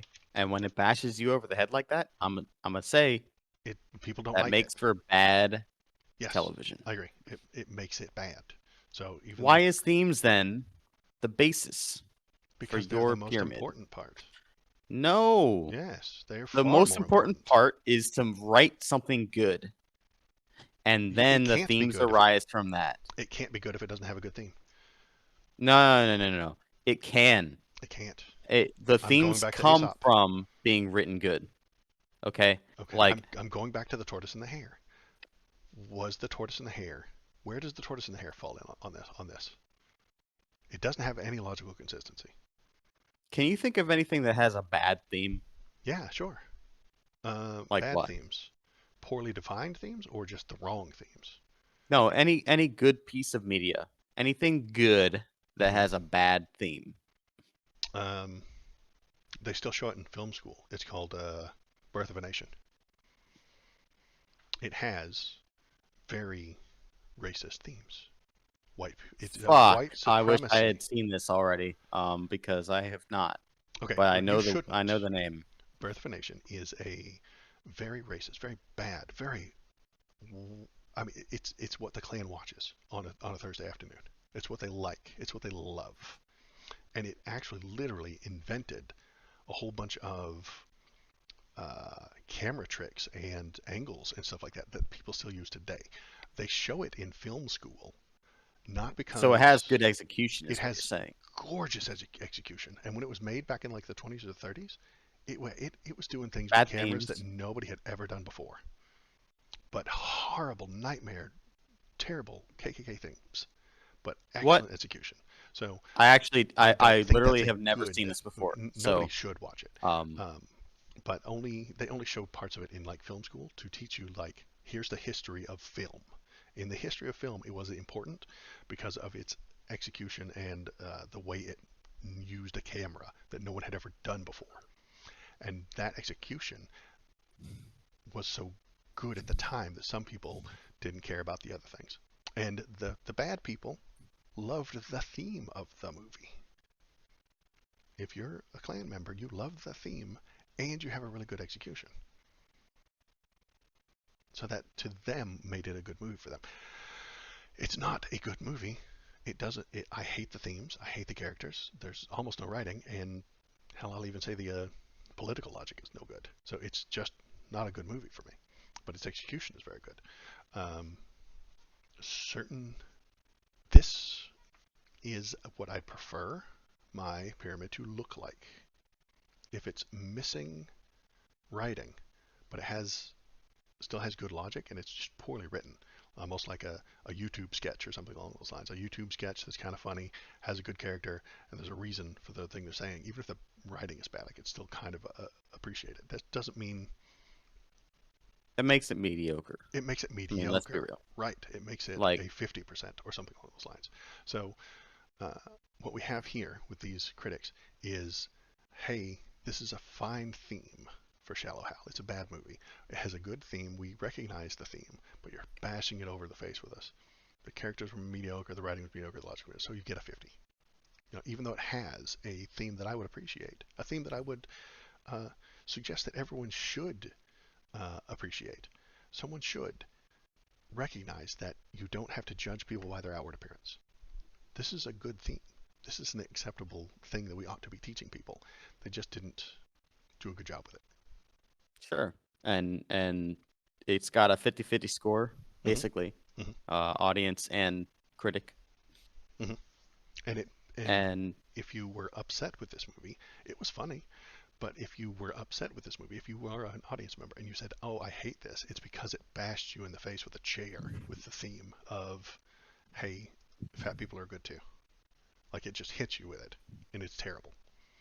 do you think that Shallow Hal could have been written better?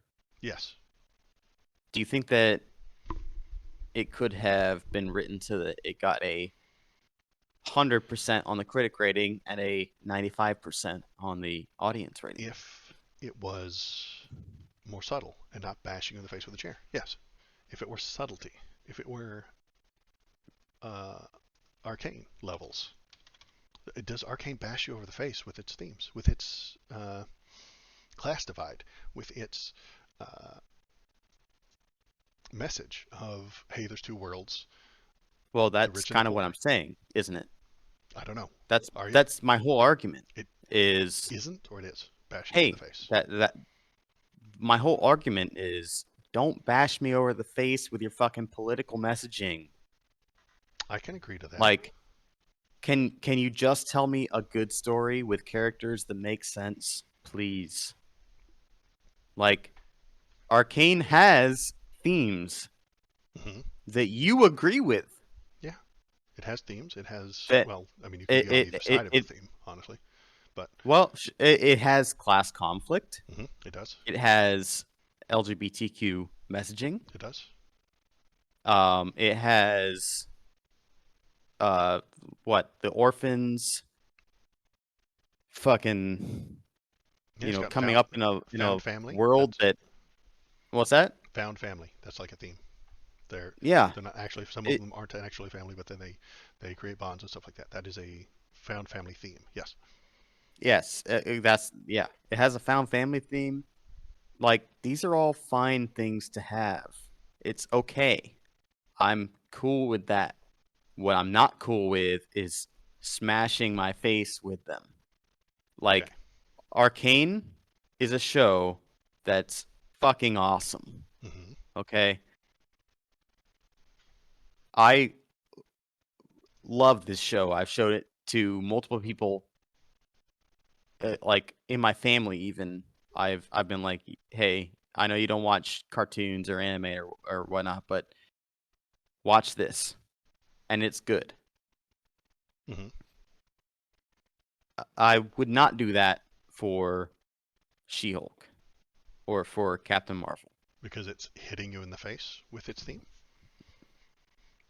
Is that a because the writing. No, hold on. okay? We're getting right to exactly where my problem is now. Okay. Um, it's not the fact that it hits me in the face with its theme, because you could hit someone in the face with the themes of Arcane, right? They didn't though. Um, but they Okay. did not. Um, the problem is with these shows and movies, She-Hulk being the current events sort of example for this, Hmm. is they came up with the theme first and then they wrote the character around that. They didn't consider logical consistency. They didn't consider making good characters. They thought of themes first and then they wrote the character. Like, I think that's a legitimate thing to do. You're saying that's an illegitimate, bad thing to do. I think it's a terrible thing to do. Okay. I'm gonna I think that bounce back to Aesop again. Do, do you think he saw an ant and a grasshopper? No. I think He that he Aesop he was wanted to written. tell a Aesop's theme, fables are thousands of years old. and he had a theme. The theme was work hard and prosper, or slack off and die. That was the theme, right? The tortoise I'm and the hare. telling you about Yeah, contemporary media right I now. know, and his shit lasted forever because he built it around a theme.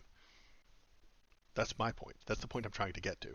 Is the tortoise and the hare is still a relevant and legitimate piece of media because stalwart, don't give up, slow and steady wins the race. Slow and steady wins the race is legitimately a lesson all humans need.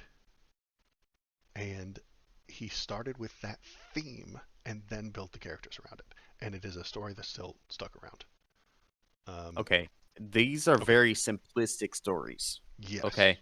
This is not something that is meant for mainstream media. Like, Okay. these stories are very, very simplistic. It's Aesop's fables are not meant for the big screen. Okay. Okay. We are talking about things that are. Okay. All right. We're talking about Okay. She-Hulk. We're talking about Arcane. Look, I get it. Themes are important. I think that in large pieces of media, the theme arises from the story. It's not what the story should be based around. I think that's doing it backwards.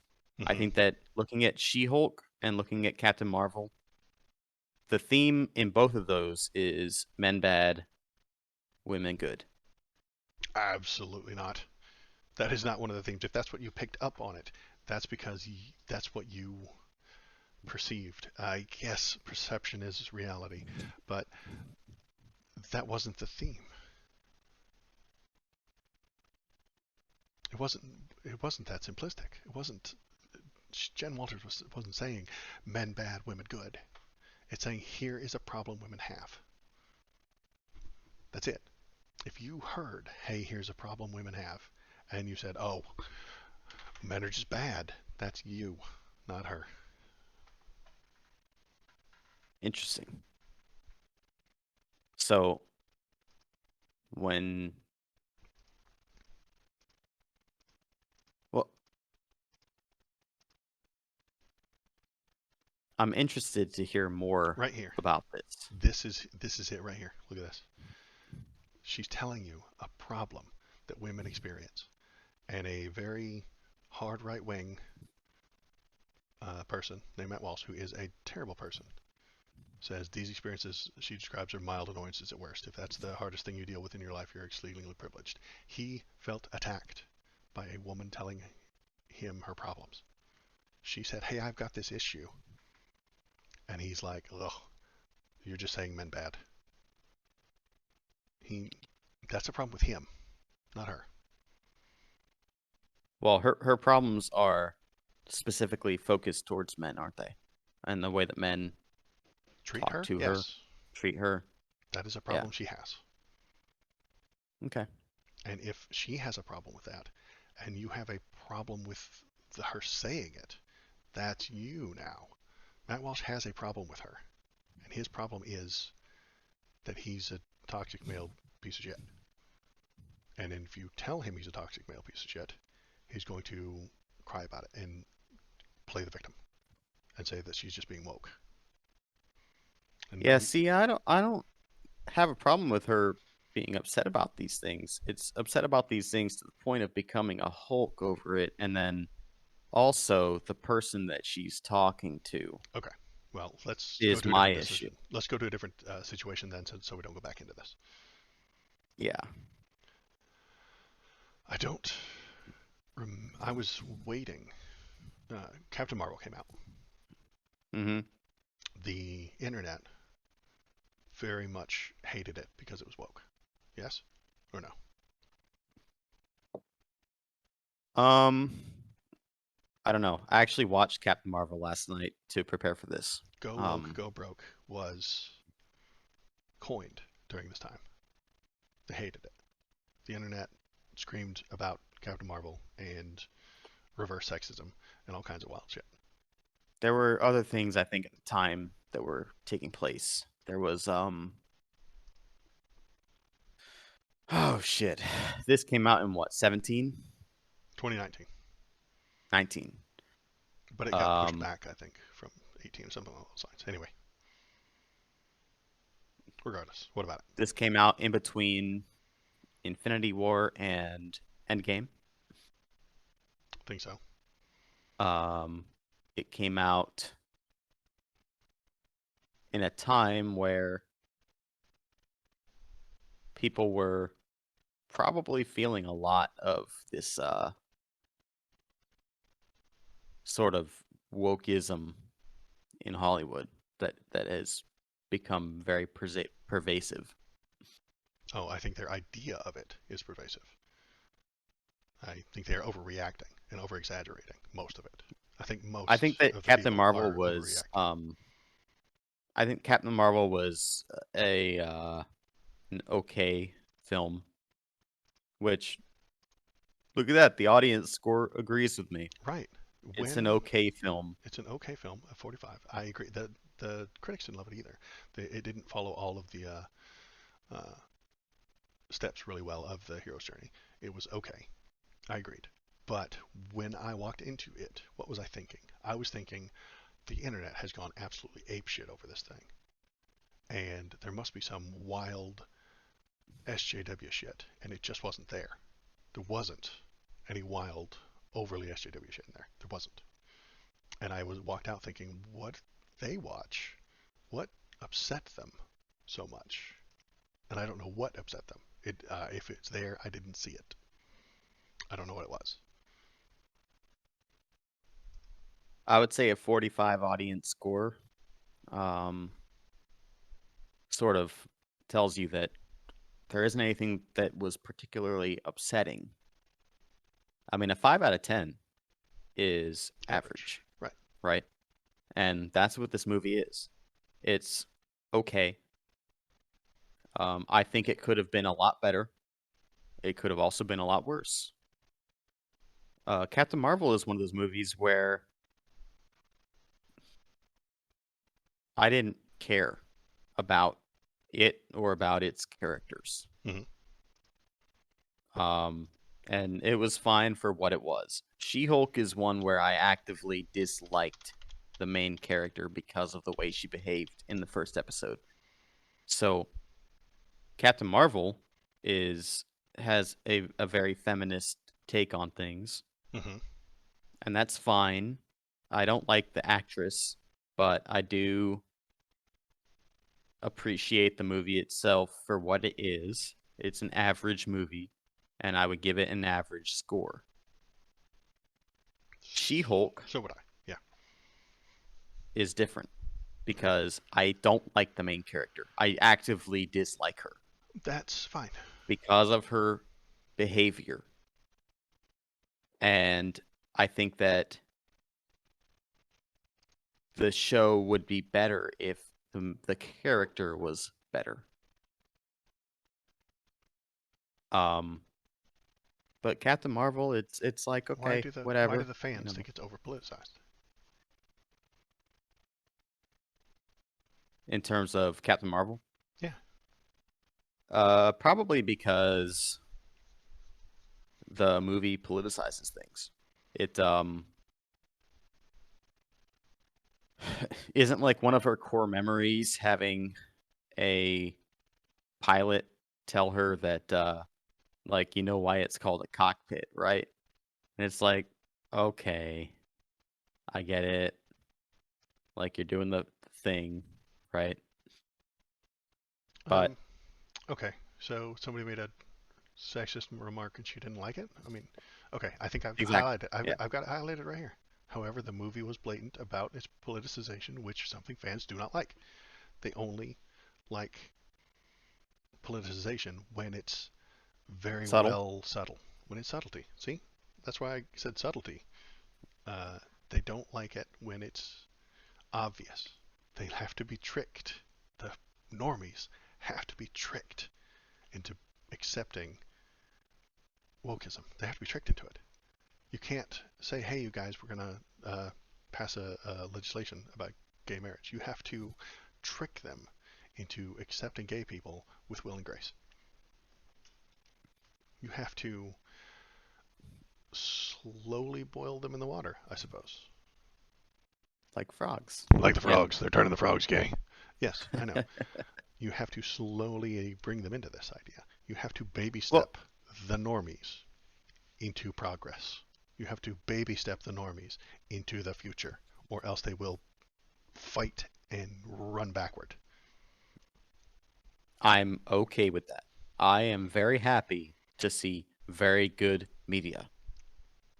If it includes, you know, certain agendas, that's fine. Just don't slap me in the fucking face with it, dude. So if, Don't hit me with it. Just show me good shit. so I'm gonna have to very slowly trick you into becoming a leftist. I went Yeah, there because do okay, that. shit. Show me good stuff. Like why is it that Captain Marvel has to slap me in the face with you know why it's called a cockpit, right? No, yeah, stop. Stop right there. Or why does She-Hulk have to hit me with I regulate my emotions infinitely more than you because I get catcalled to Bruce Banner. Stop. No. It doesn't that's not it it's not a thing. I watch I very much enjoy Arcane. Arcane has very strong female characters. They have their own motivations. Two of them may possibly be homosexual. But it's That's very all lightly hinted at. fine. And you know what? In season 2, they might be full homosexual. And you know what? I'll be cool with it because guess what? Okay, They made it work. okay. It's So not the characters. First of all, the characters are not homosexuals first. They I are I agree. they are the characters, and They are a they person. happen to Great. be of the sexuality that they Just like are. people in real That's life. perfectly Okay, great. fine. Just like exactly, just like people in real life. Just like Why people in is real it life. that if we have a homosexual character, we have to emphasize it so much? Why can't it just be normal? I I agree. Bad media does prioritize those things, but It should if I not, sug- is what I'm saying. it shouldn't, but they are often pressed for time and or being written by someone who isn't that thing. Um, if all the writers for League of Legends were, or for Arcane here, were men, do you think they would do a bad job on the female characters? I don't know what gender the writers of Arcane I don't are. know either. But So what if they were all men? then how did they write good female characters? We'd have to ask females. I don't know. I think they did. I don't I know think any. they wrote What am I going to do? great female characters. I I think they love the did too. female characters. You and I What liked them. We have to, and so we'd have to find a female reviewer and see if they agreed with us that those are good female characters. Um, but I think they, uh, I think what was the point I was getting at? Yeah, representation and uh, equality are good things that media can bring us. And if and what I'm seeing from what you're saying and what we've looked at today is that we have to sneak it in there. We have to no, slow walk the. We have to subtly slow walk the normies don't into don't the smash future. it in our Don't smash faces. it in the face. Write Right, good subtly. things. Okay. No, it's not subtle. It's not It's not subtlety. about It's got to be written sneaking good. themes in and subtlety. Okay. It's about things making sense. It's smashing things in the faces is bad regardless of how you do it. I agree. Smashing faces, smashing it right into the face is bad.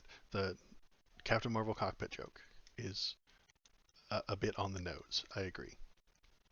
It is. The That is what it is. Yeah, It's when things are so on the nose, you can't it's see just past it. bad. Okay, you can't see Right. past it. If it's on the Don't do nose that. and it's still a good theme, I don't mind it as much. I guess that okay. So there's our splits. If the critics are on the nose, if the critics see something on the nose and it fits within this, they're fine with it and they give it an okay score. If the fan hierarchy people are hit on the nose with it, they recoil. Yeah. Okay. I would definitely say that's correct. Yeah. And I would say the that's how I would describe your description of Jen Walters. You saw, you got hit on the nose and you recoiled. And from then on, everything is a problem. Everything is all of a sudden nitpicked. I'm not going to say you were nitpicking the show, but you did see things that I did not see because I wasn't in the recoiled position. Does that make sense? yeah. Okay. And I'll be honest, until I was told that, or rather, until we agreed to have this conversation, I'd only watched a handful of episodes of She-Hulk because Mhm. I I didn't like her to begin You with. recoiled. You abandoned. You got hit with Well, something yeah, that you I didn't looked like, at and it, you I saw something I avoided. didn't like, and I said, "Fuck that," Okay. and I quit, Okay. and that was it. That was all of my experience with She-Hulk, and then we agreed to have this conversation today, and Mhm. I forced myself to watch all of it, and did not enjoy it any more after watching all of it than I did That's fine. after the first episode. That's fine. So, um, yeah, that's sort of where I'm at. I mean, I That's think that being fine. I think ham-fisted in things is probably bad. ham-fisted. There you go. That's a good. That's a good explanation. Shallow Hal was very ham-fisted.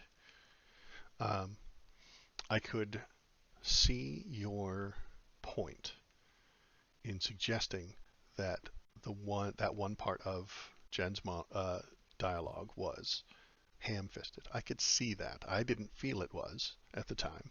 I thought it fit within the theme, and that's what's important to me. But if your themes are up here, this would come off as ham-fisted to you. To me, this was just a stating of the theme. She's just telling us what the theme is because when an audience, an American audience, isn't doesn't have things put right in front of them, they might not notice it.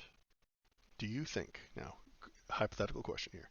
Do you think any of these people here in the 96% right here, in the audience average score, don't know that they're lesbians? Is there anybody who missed that? I would suspect that there are people who missed that. Um, yeah, probably. There are Okay. probably some people that didn't recognize the like the sort of backhanded facial stroke as like a move of like actual affection. Mm-hmm. Do you think there's anybody within this audience score that doesn't recognize the class divide? They don't see it as political.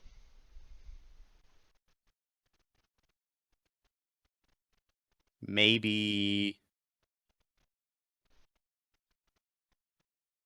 um this one's a yes, except for the fact that I think that that is a fundamental point that's in the show. Mm-hmm.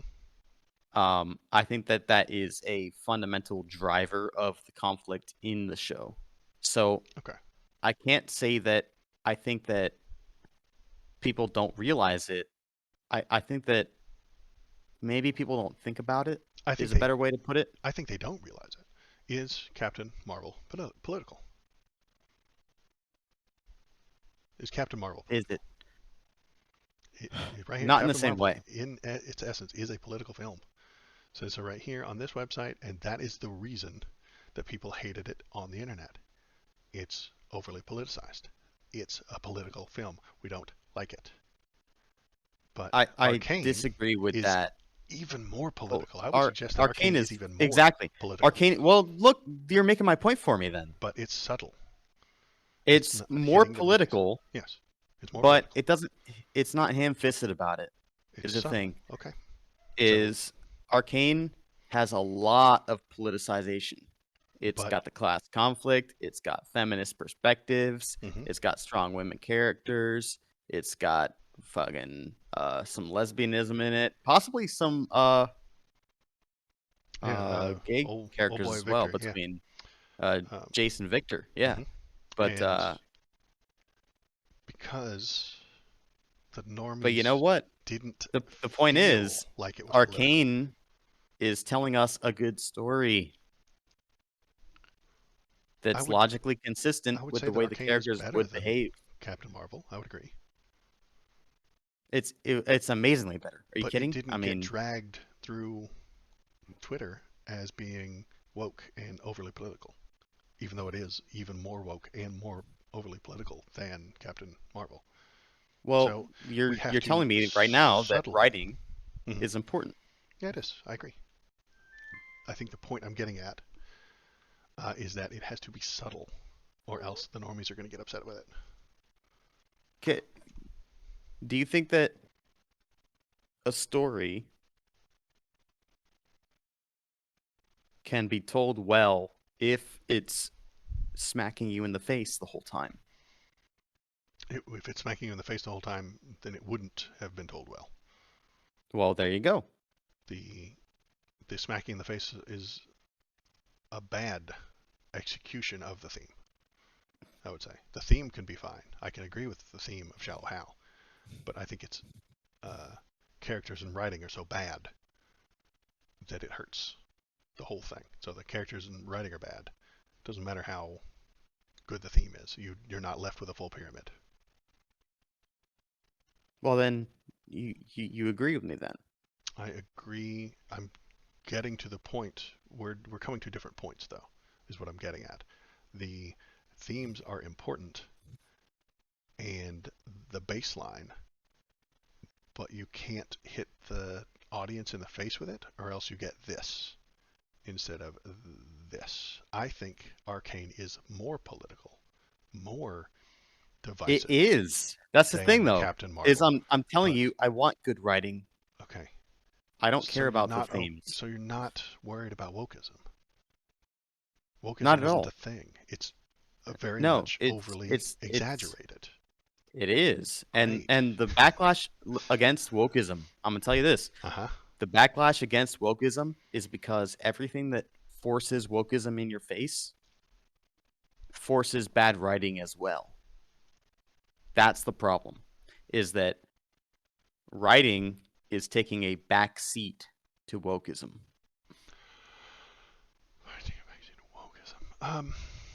No. I think the theme happens first, and then they just write it poorly. The theme That of you're Captain just Marvel wrong. I'm is telling you, the themes of Captain look, Marvel were put first, yes, but they were not. They could have been done better. It's not wokeism isn't causing bad writing. That's absolutely, I think, insane. Do you think wokeism is causing the bad writing? yep, I absolutely. I absolutely not. Um,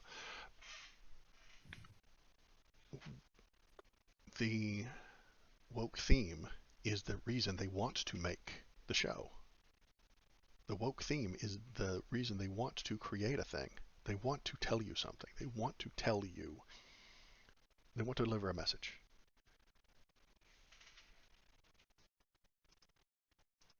And do they screw it up and give you a piss poor analogy like in Captain Marvel, or do they give you a very subtle, very highly political thing like Arcane?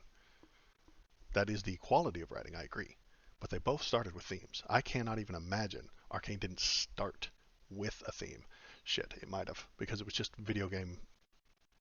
Well, the writing for the video game had to have themes. So it's a video game. I've never, ever, not one time, played League of Legends. It's competitive, so I don't do it. I'm not a competitive person. Um, so this video game probably started with cool characters. And I don't mean character arcs with stories. I mean visuals. And after that visual, they added backstory with themes. Am I? You think I'm wrong here? No, they added backstory. That's correct. Okay, so they added And then backstory, and that and then backstory is built around the themes. That's why I've put it at the bottom and most important part of the pyramid. well, here's the thing though, is those champions, Vi and Jinx and Victor and Jace Mm-hmm. and whatnot, Mm-hmm. are they all fall within the characters section, which we have at the same They point are in our archetypes. pyramids, Yes, I agree. right? And then That's why you can compare them to other character archetypes. I mean, that's why people compare them to Harley Quinn and the Joker, because they there are comes the question archetypes. of how do they behave, right? Which falls under, in my opinion, logical consistency. So if Jinx is a person with incredible trauma Mm-hmm. throughout her early life, does she behave in a way that's consistent with that? And the answer is yes. She's a crazy person, I agree. right? Um, and She is a we good character. Yeah, understand what's that? she is a good character, and she's written consistently. I agree. Right. She's written very consistently. She acts in accordance with everything there. It's if your promotion is themes, then well, she probably wouldn't behave in a way that's consistent with being a crazy person. She'd be a strong female character that You're doesn't no, have any. you're misunderstanding what themes are. Um, if we take out, ignore themes, this is gone. All we have is Jinx, well written, doing what Jinx does, and all I do is just watch her um, kill people for no reason. I watch her in a Michael Bay movie. Explosions. She says funny things. She does things, and I don't know who the people are. I don't know who she's fighting, and I don't know why she's fighting them. I don't know why she's blowing things up. I don't have a world that she lives in. Then there is no themes, and I would not have a good time with it. If we just watched Jinx and only the fight scenes, I would not enjoy it. I wouldn't have a good time. It would have character. She's there. She's blowing things up. That's what she does. She carries the gun. She talks to herself and she shoots things. Great character. Got it. She's well written. She's making good jokes, and she's got the logic of the bombs going off and the things blowing up. But I don't know why she's doing it. I don't care. I don't. The why is part of the character. The why is severely part of the theme. Ooh, we disagree right there. Um, Why is Jinx doing the thing she's doing? Not why is she the way she is. Why she is the way she is part of the character. Why she is interacting with the world the way she's interacting with the world is the theme. Let me go back to here. The discourse. She is the subject. What she does is the discourse. She is the subject. What she does with the world, her this is interaction with what's the so world is the backwards about discourse. what we think. What we each think is such a dichotomy Which is why because someday soon we're going to draw I these think these pyramids that for politics. right, the way that she behaves is yes, part of her character, and then writing it in a consistent way is part of the logical consistency of that character. The actions that she And takes, yes, so part of she logical is consistency. exactly. Yeah. So she has a certain way about her. Mm-hmm. That's her character. I agree. She is relatable in some ways. She has a character arc Mm-hmm. I that is agree. separate from understanding that this character would behave in a certain way, which is where the logic comes in. So if I understand who a character is and who they are and how they would behave, then that next step comes from logical consistency. Where, okay, this character is going to do this thing. Luke Skywalker, for example, Mm-hmm.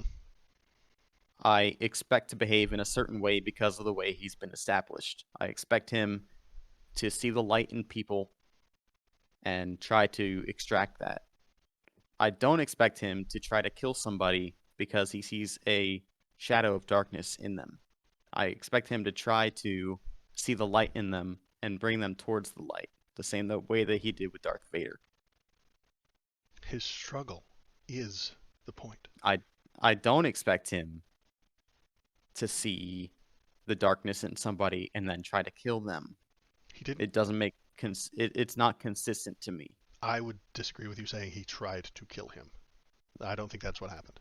He thought about it. He discussed it within his brain. He had a discussion within his mind on what should I do about this. One of the answers being murder this kid. He was literally over his. I mean, Yes, whether or not and his he lightsaber was was turned on, struggling with the idea. it's And then in his explanation, he decided not to do it. But then Kylo woke up right that moment, and then they fought. From Kylo's point of view, the guy's about to murder you, and that cannot be forgiven. So this is a perspective problem between the two of them, which is a theme. you, I think that you are Luke. describing themes, and you're calling it something incorrect. You're calling it Luke logical never would have inconsistency. done that. Is what I'm saying. Is Luke never would have been hovering over him with his Says lightsaber, whether you. it was on or not. Luke never would have done that. Says you. Says Says me. you. Yes. You Says dislike everything what that the makes author sense about you, what the you characters. dislike what the author is showing you. The author is showing you something and you don't like it. And I get that. I recognize how an author can show you a thing and you just be like, I don't like that. I don't like this. I don't like the way he's portraying it. I can comprehend that. But the people who are putting these numbers on the critic side are doing it from a step back kind of a thing. Um, I knew a guy who put himself in the shoes of every single person in every movie he ever watched. You know what I mean? I went to watch a movie Okay. with him, and we watched the movie, and he was like, "Oh yeah, if I was there, I'd do this, and if I was there, I would have done it like this, and this guy's stupid for not doing it like I would do it." And I was like, "Man, just like take a step back and just watch what he's doing, and watch the movie." Does that make sense? And that's what the critics are doing. Yes. That's what these critics are doing. They're taking a step back. They're not uh, inserting Inserting themselves. themselves Yeah. into that, and they're just saying, "Hey, what's here? What's the story? What's happening? How are they? How is that character reacting to this situation?" And that is why they have a better view of these things. Better. That's why they have a more favorable view of things like Last Jedi and She-Hulk.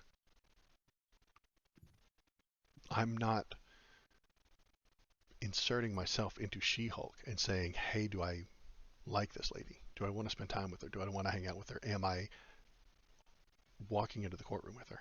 I'm saying Isn't that sort this of the is an point of a unlikable show lady. though? Like, Even if you say, "I think she's an unlikable lady," the fact that you said you don't like her means you're inserting yourself into the media. You don't aren't like this person. that's the whole point though. You're supposed to insert yourself into the media. Like That's that that is the point. The character is supposed to be relatable. You're supposed to be able to like this person so that you can root for them. I mean that's sort of part of the I suppose unofficial hero's journey is like at the beginning of a movie, you a lot of times you see that a guy is sort of, down on his luck, right? Or a girl is sort mm-hmm, of down on her luck. And things are not going well for him or her. And over the course of the movie, things happen. But because you can relate with them, you root for them to do well. mm-hmm. And that's how you get your protagonists, Relatability. I right? can understand relatability, yes. But if you're going to So, critique a thing, you have okay. So here we are. If you're going to critique a thing, you have to take yourself out of it. Um, if you're going to enjoy a thing, you have to put yourself into it. okay. So what we've got Well, here, what we've got I, right here, I, what we've got right here, I'm looking right at it. The audience put themselves into that and did not like it. They did not like the way Luke acted. They did not like the way it made them feel about him. The critics took themselves out of that equation.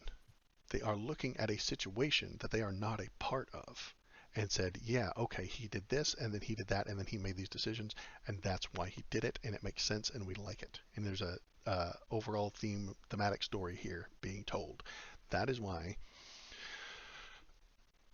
they take themselves out. They see it from a higher vantage point, and the people who are on the ground, the plebs almost, are living it. And that's where our divide probably actually stems from. you calling me a pleb? No, I'm saying that you have the I'm viewpoint of the just fucking with plebs. you. I have you. You have the Um, viewpoint of the plebs. I mean, yeah, I mean, I feel like you're sort of, we have a weird situation here because normally, politically speaking, you're on the side of the plebs, I'm on doing what's best for the plebs. whereas I'm a very hierarchy focused person. I know you are. And that's why the other reason I'm drawing the triangles because this is going to come into play when we talk about more political situations. Um, the So you're on hierarchy. board with the hierarchical view of things. You're No, just I'm not not on board in for a. favor of what the plebs think is right for them. No, I'm on board for a flattened pyramid. When we draw the pyramids, I want my pyramid to be flatter. Um, I do not want a hierarchy when it comes to democracy. there are, and it becomes two different things. There is a hierarchy that will exist within a democracy. I get that the people should have a vote and things like that, and they vote a representative. That representative is above them in that thing, and then there's a Senate, and then there's a president. I get that that exists, but what I don't think is right is a social pyramid. Does that make sense? Mm, Um, and with this is a completely different show and a completely different thing, but I'm going to draw a pyramid, and we're going to have a right wing pyramid and a there's going to be a right wing pyramid and a left wing uh, number line because I would like it to be more flat. I don't want a hierarchy. I want a everybody gets a vote and then we make decisions. oh boy. Um, But that's a different subject. We'll get into that later.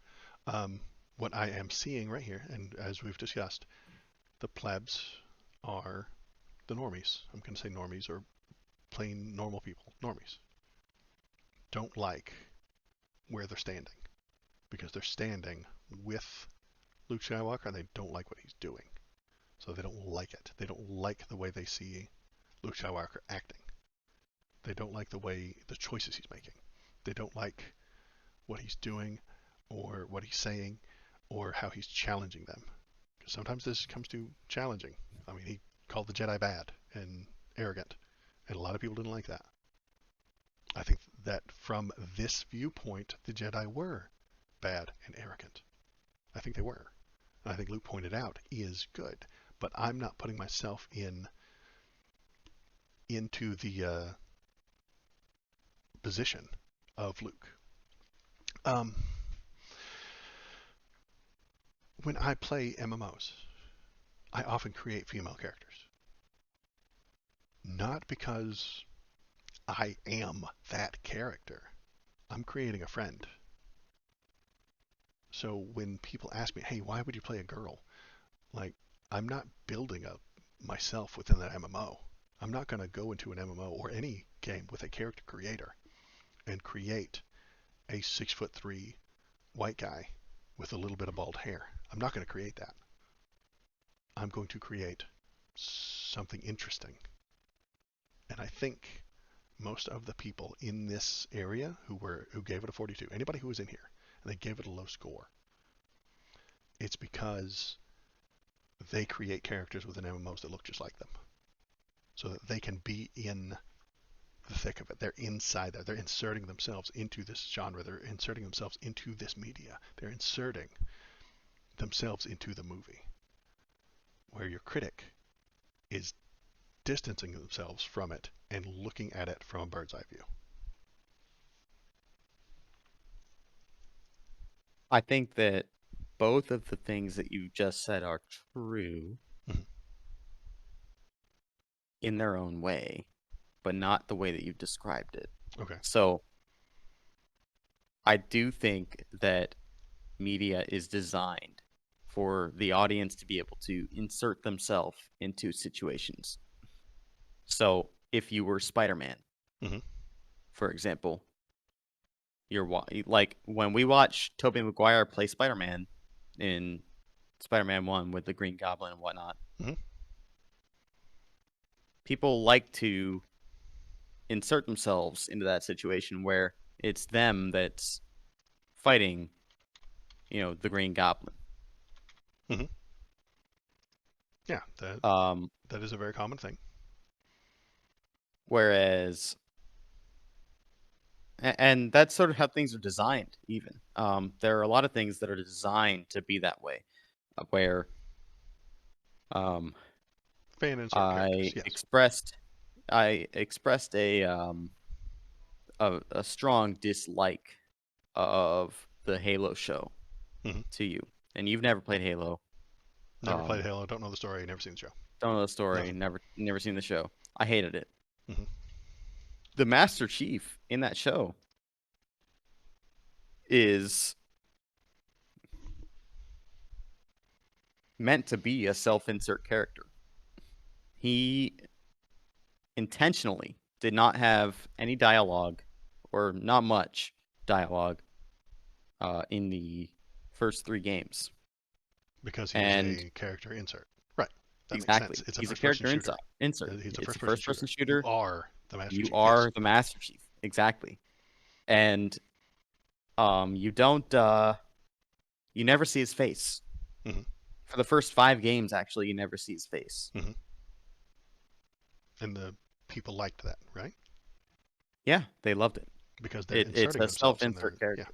they're feeling this story is happening to them. And I get that.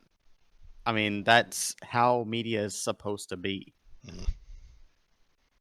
But then you remove yourself from that, and okay, is media good when you remove yourself from that? And you just had something with a 90 something percent uh, tomato score versus the Yeah, Spider-Man. no, it was something else Okay. with a much lower audience score. And Star Wars. So yeah, Well, Star Wars, yeah, Star Wars. I mean, Luke was a self-insert kind of character for a long time. in the original trilogy, so 4, 5, and 6, I could understand how he would be seen as a self-insert character. He was a farm boy from the middle of nowhere. So is most of the world at the time. So 1978, he there was a was shitload of people relatable. like that. He was relatable.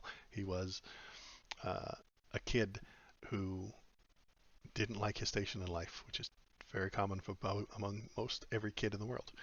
Uh, and he goes on a magical adventure, and it's super fun. Um, a he finds a magic sword, and a wizard teaches him about his magical bloodline. I mean, it's the King Arthur story.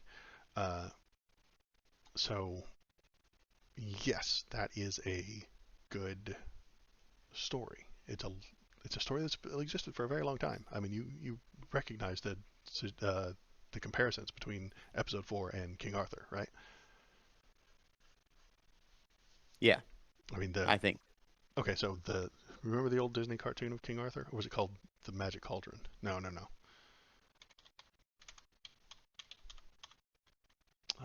Disney. Nope. It was a very old cartoon from the 70s. I can picture in my head what you're talking about, but I don't remember the exact title. So I'll tell you what. You Google. I'll be right back. Yeah. I'm sorry. Sword in the Stone. There it is. Baby, here we go.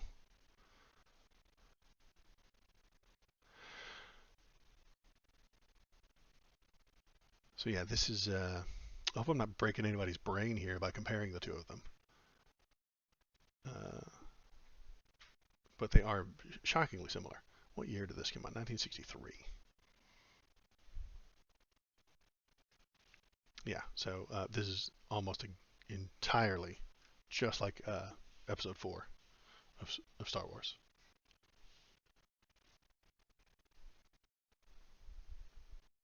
But when Modular leaves, I have to talk to myself. And the answer, hey, look, it's my IT support. Hey, dude, what's up? Why are you looking at Sworn in the Stone? It's an old It's movie. from 1963. It's an old Disney movie. That movie sucks. No, it doesn't. You'll love it. You've never even seen it. Get out of here.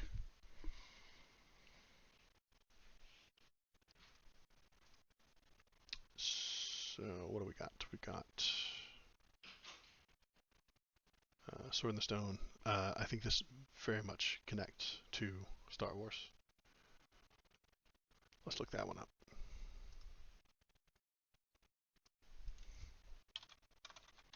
Star Wars, New Hope. Here we go. Yeah, lots of good scores. Sword in the Stone on Rotten Tomatoes.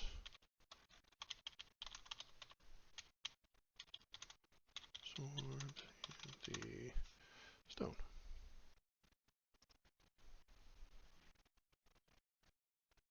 Oh, nobody liked it. But they're even anyway. They're not substantially different.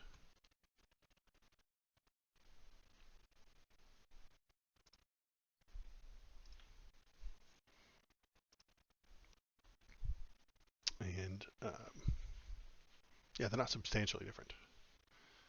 The fact that there isn't a big gap here, I think, makes it kind of obvious that everybody felt the same about it. Nobody felt the same about this.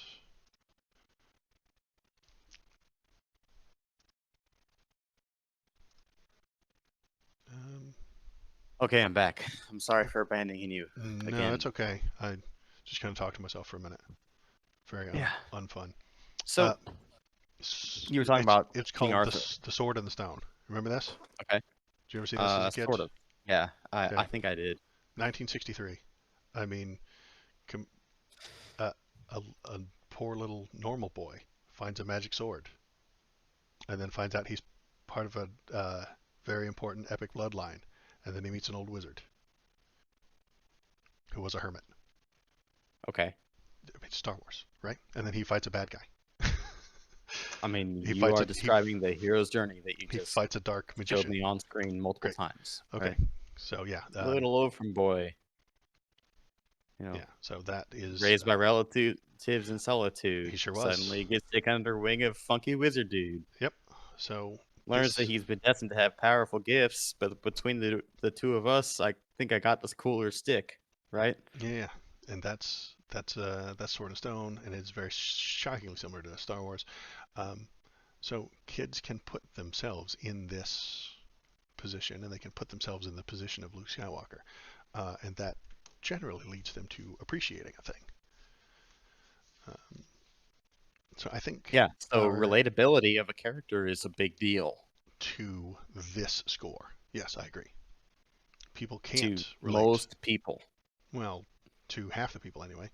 Well, to most people, relatability, yeah, if they're not critics. If you're if you have to describe. I mean, there's two scores here, right? You have to either to consider yourself an audience or consider yourself a critic. And if you I'm are, certainly an audience. I don't get I know, paid to critique anything. I'm not My paid to. I just do it for fun. opinions of my opinions of media certainly come from how much I'm able to relate to a person. Okay. Um, I don't see why anyone other than these weird critics would have a different opinion about this. I mean, it's you're watching a movie to escape from your reality. No. That's what movies are. They're escapism. Mm, you can use them Um, as that. If you say that's your most important part of the pyramid, that's fine. I would certainly say that everything making sense in terms of my media is what matters to me most because uh, if I'm going to insert myself into a world, I would like it all to make sense. Insert yourself into a world. You'd like it all to make sense. Right. Like, in terms of the rules that are established within that world, right? Like, there can be magic and whatnot. As long as it all makes sense, that's fine. And there are tons of things that can happen. But the fact is that I can relate. I can even relate to Leia in this Mm-hmm. scenario Mm-hmm. in this movie. Like if Leia was the main character, this would still be a beloved movie Okay. Um, okay. But you because would the still shit insert she yourself does into makes it? sense. Of course. The same way that I insert myself into Arcane when I watch and I can see myself as Vander. I can see myself as Vi. Hmm. I can see why Jinx behaves the way she does, even though she's fucking crazy, and I don't relate with that, but I understand it. This is all very I disturbing to me. what? Why is it No, disturbing? the inserting yourself into it. It befuddles me. It confounds me. I don't get it. I'm watching a story happen, but it's not happening to me. Star Wars is good, and I enjoyed watching it. And I want to see how these people react to each other, and I want to see what happens. but it's got nothing to do with me. I Interesting. So don't and you can't. don't. No, I So do not when insert myself into these things. okay, that's And that puts me on the critic side over here. Not that I that's am different. paid to find problems with a movie or tell you what the opinion is. I don't get paid to do those things. But because I don't, I think we're coming to a breakthrough here with our group therapy that you and I are in right now. Um, I don't put myself in their shoes. I see. Yeah, and we are. And you know what's interesting is that Hmm. I put myself in Bruce Banner's shoes Okay. when And we when watched you, She-Hulk, and when she tells Bruce Banner, yes, and we did our accounting yes, there of what Bruce Banner has been through, and she tells Bruce Banner, "Oh, I regulate my emotions infinitely more than you," to the guy that's lost two lovers, had his hmm best friend die, hmm like and that all harm this shit. it hurts you. And Not it's that it like, harms you, but it's insulting to you. excuse me. Yeah, it was insulting. Okay. And it's like, excuse me, no, no. That this is not how this works. Like, yeah. Okay. All right. um, Well, there is the reason there are two of these here. There are two scores because it's the people who insert themselves and the people who don't. I am a neutral observer. I can have opinions afterward, sure. I can think Leia did a good thing or she did a bad thing or her choices were bad. But those don't affect me. I am watching it from a bird's eye view. The I think that you're in the minority there. That's why there are so few critics. That's why there's That's 137 critic reviews to 250,000 audience ratings. You well, know? yeah. Um, I think that the insertion. I mean, if Jen was written as a good character, like one that I could relate with, One that you could relate to. You would exactly, you would like then it that better. show would probably be a 90% audience rating, as opposed to a what 30%. Yeah, it was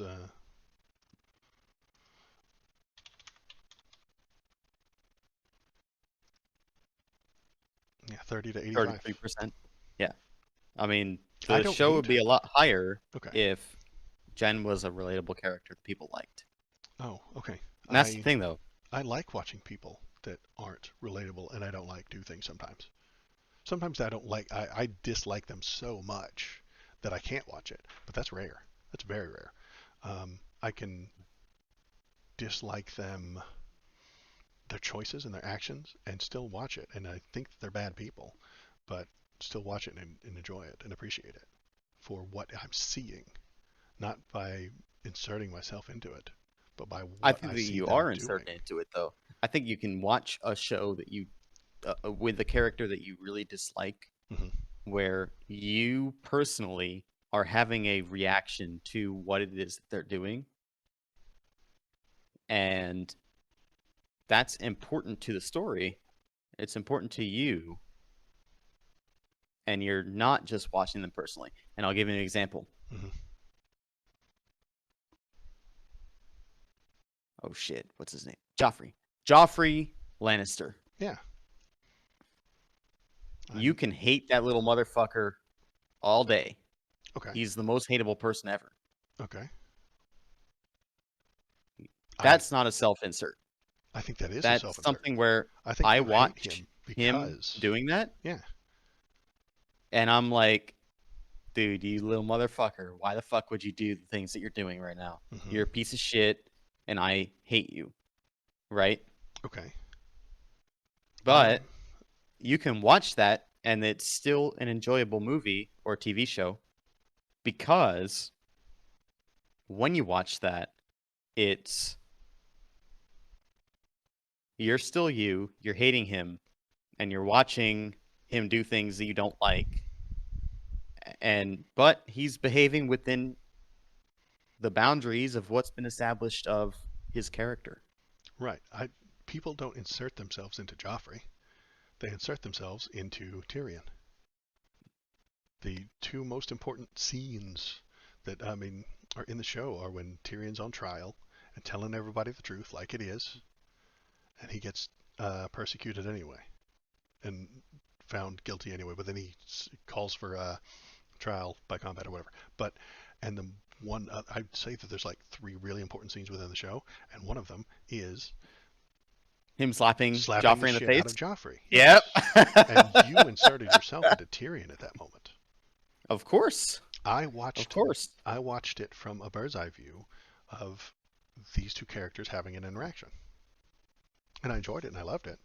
But there was no Waldo inside that show, and Very interesting. that puts me over here. I think we've come to the difference between the two. I loved those scenes. I loved watching Joffrey do what he does. I loved Tyrion arguing with him. But Tyrion is a very solid choice for character self-insertion. Yeah, Tyrion's a great one. I mean, I actually did have a certain degree of self-insertion for Tywin. I could see that. I think Tywin was an excellent character. Mhm. Um, but also from a removed perspective, he was fucking awesome still. Mm-hmm. Oh Like, yeah, and from the critics' direction, he is a well-written character. He does all the things he does. He uh, has a cold logic to him that we want to see. I want to see Tywin's cold logic in action. I want to see how it connects to the people around him. I want to see what it does with Tyrion's different version of cold logic. Tyrion's a logical person. The choices he makes are sometimes bad, but that's based on his emotions, and this gives him a dynamic. He's the smartest person in the world, but he keeps making emotional decisions. well, so does Tywin. That's the funny thing is, excuse me. Um, Tywin makes a lot of choices in the show, Mhm. that you wouldn't pick up on if you didn't think about it. That is based on emotion. For example, Tywin tells Tyrion to leave his whore at home and Mhm. not bring her to King's Landing. Mhm. And then when Tyrion finishes his trial, he Mhm. demands trial by combat, he's Mhm. in jail, Mhm. and he finds Shay in Tywin's bed. Mhm. It's very clear that Tywin is not as he seems most of the time, right? He's got a certain complexity to him. But I read that as her coming to Tywin. She didn't go there. He didn't bring her there. She went there to try to get Tyrion out of trouble. She was trying to buy his freedom. And he allowed her to pay that price and Tywin allowed her to pay that price without ever having any idea, without ever even thinking about letting Tyrion off the hook. He was getting paid for doing nothing. see, But my thinking of Tyrion that can't is see that. He can't see Tywin it. He's too emotional. Tywin had her in his bed. Yes. He was very much against the what it is to be a horror or horrormonger. Like, it's against his morals, I suppose, or Mm, what he states to be his morals sure. to do that. Like, Outwardly. he exactly. He outwardly shows Hmm. certain things, Have some discipline. I agree. He have discipline shows and have whatnot, discipline. and Turn then these bitches down. I get there's it. a duality there Yes. But where I'm willing to bet he didn't just pick her out of cruelty or malice. The show never states it, and if I remember correctly, the book doesn't actually describe it, who goes to who. But when I read that scene, I said, why would she be there? Oh, she cares about Tyrion. She wants him to get loose, and she's going to try to buy him his freedom the only way she can. This is the only thing that she can do. Is Doesn't she try to kill him? who she tried to kill who? Panera at the Doesn't. grocery? Christ. What will you pair your Panera craving with? Quality time. Jeez. All right. There we go. Sorry. One of the ads just started yelling at me. Okay. Okay, sorry. You said... Doesn't Shay Mhm. try to kill Tyrion when he finds her in Tywin's bed? Because he's so angry with her. He's about to kill her. She she's grabs also she's a knife. yeah, she's also I don't remember that part, but she's also embarrassed of what she's done. She wants him to get free, so she's going to sleep with the man who could free him, to buy it, to pay for it, saying, "Hey, please let him loose." And then when he sees her, they both go into like a murderous rage. I think it's No, one of the no, books. no, I don't no. remember. I don't remember the scene, but Nope. I always This read is it as one her trying to buy it. where you're gonna have to YouTube this one. I'm gonna have to. Tyrion finds Shay in Wasn't bed. he also carrying a crossbow at the time? The man walks in with a weapon and sees her there. She's got to be like, okay, immediately, he's going to murder me because of what I'm doing here. He's not carrying a crossbow. No, I don't remember. he kills her with. The hands. They stare at each thing. other. She grabs a knife. He stops her. I'm watching it right now. Okay. She's still trying to stab him. No words are exchanged. It takes a long time. Now she's trying to choke him. He fights her off. Now he's got something wrapped around her neck. And he kills her. Like, she straight tries to kill him multiple times. It's not Because she a thought relatable he was going to kill her. She saw him walk into the room and said, "Oh, he's going to kill me now." Nope. The Now moment she saw you him, watch it. Here you go. I think she's defending, but anyway, regardless, I watched that from a disassociated position, seeing, hey, these people are doing funny things, and I like watching them do their things. This wasn't, oh, I didn't feel betrayal. Shay didn't hurt my heart. She didn't betray me. Does the audience feel betrayal when they see her there? Probably, yeah. Okay. Well, then there's your difference. There, we've come to the end of this discussion, I think, where the audience is inserting themselves into this thing and feeling the things, where I'm disassociating from the media itself to to look at it from a bird's eye view. And that is why your critics aren't your audience. That's why your audience and your critics don't agree with each other. Because looking at it from two different points of view.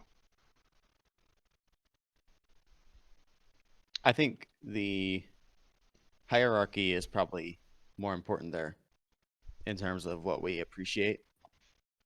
Sure. We have different hierarchies on what we appreciate. Yeah. I think that it's a lot easier to insert yourself into a character when everything in the world makes sense. I agree. It is easier to insert yourself into a character when everything in the world makes sense. I agree with that. I just don't do it. So, yeah, you just don't do it. It's a difference in terms of how fans see things, and I am a fan.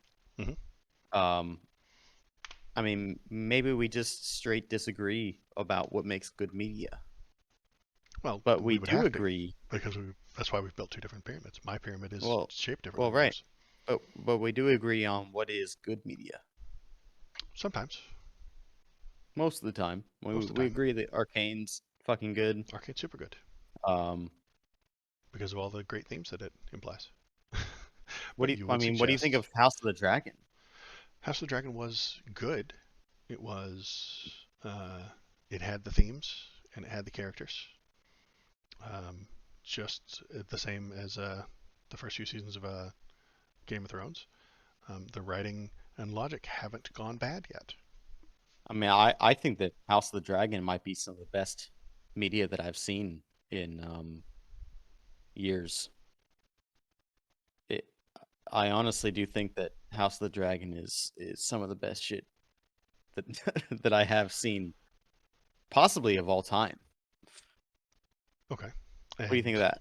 that's fine. I accept that. That is an acceptable thing to say, and I would agree with it. And I think Why? it's good because of its themes.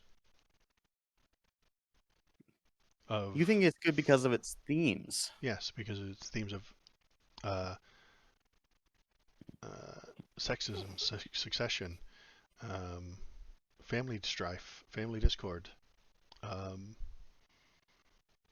the drive of certain people to continue on their bloodlines, or the drive of someone else to continue on their name. These are interesting situations that I would like to Those are see those characters. situations. I want to see what those characters do in those situations. The situation is more important to me than the character. But if it was But just the characters behave in a certain way, if the show was right? nothing It's but dragons and dragon riders going to war, I would not be interested in it. If it were just dragons burning people and then a discussion of tactics, and they show the map, and he says if we go to the east, we can get around them, and if we go to this side, they'll be on this side, and then they go, and then they do it, and then there's a battle, and then it's over, I wouldn't be interested. If it were just that, it would have no themes. You got me? If it were just I get you. if it were just What a I'm saying is Call of that Duty game, I wouldn't be interested. I think that your pyramid hmm should begin with characters. I think you're misunderstanding what a character and a theme is. You You think have that we everything arises from the you and I themes, argued about what ought to be in these whereas, two earlier. yeah, I think that the themes arise from everything else. So in House of the Dragon, like you have strong female characters in House of the Dragon of I agree. varying types. Like Rhaenyra is a very strong female character, hmm I agree. and so is Alicent, I actually. agree that she is a different type of strong female character, but yes, fine. I think she's And it less of a makes, strong female character, but whatever. I mean, yeah, she has her character traits. hmm Things happen to her, but she also has a certain degree of agency, which I very much appreciate. hmm Um, I think that characters having that agency is very important. I think that I think that falls hmm, within themes. you think that falls within themes is for characters to have agency. Yes, she's the queen, and the other is a queen who will take on a throne that has always been dominated by a man. And there are people who will not follow her because she is not a man. This is not character, this is theme. The queen having the ability to tell Crispin what to do isn't a character, it's a theme. The queen can tell you what to do, and he does some of it, and sometimes he tells her no. I mean, I remember that one time when she said, do something, and he was like, I serve the king. And Wrong guy. no, Crispin did it once too. Sir Crispin Cole or whatever. Um, I'm telling you, wrong guy. what do you mean, wrong guy? He did the thing once. The guy that denied uh to do what? First of all, it wasn't the queen; it was Otto, who is the hand of the king. Wanted to go and kill Rhaenyra Yeah, and I know. Daemon. I know. I'm talking about when the queen is pulling a knife on Rhaenyra, and And someone tells Kristen Cole to and stop he, her, and he says, "I don't do that." yeah, That still wasn't. Um, him denying the queen. He. There is a dynamic there. There is a theme there. There is a dynamic. There are characters bouncing off of each other, and the bouncing off and the things that happen when they bounce off and how they react to it is theme.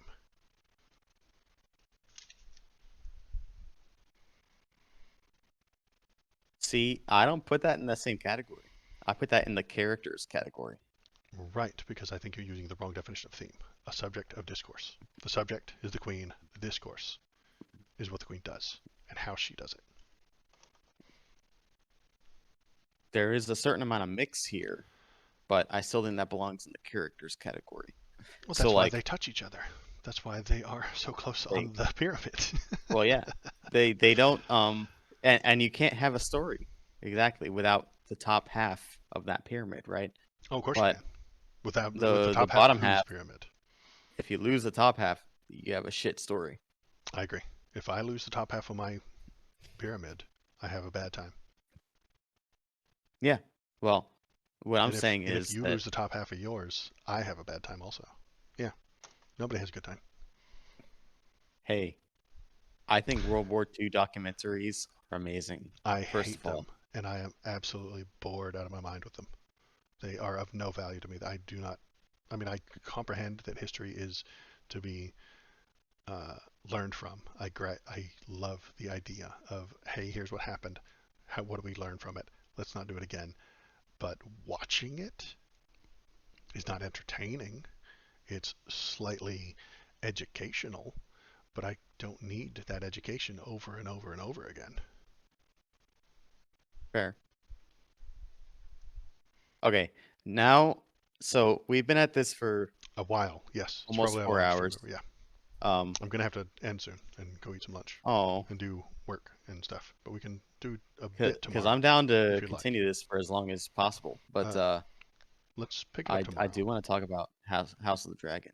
Okay, So, that is um, fine. And I can chop this up and do littler bits and put it on the channel. Um, perfect. Let's hope this one was not lost to audio issues. no, it wasn't. I've already looked at the thing here, and it's hearing my voice and stuff like that. But Perfect. I'm gonna go eat some lunch. And do you want to go again tomorrow? Yes. Okay, tomorrow, House of the Dragon. Um, and Theme will be, or not the theme. Wow, what a word. yeah, exactly. Um, Now you're on board. the You're a topic will critic. be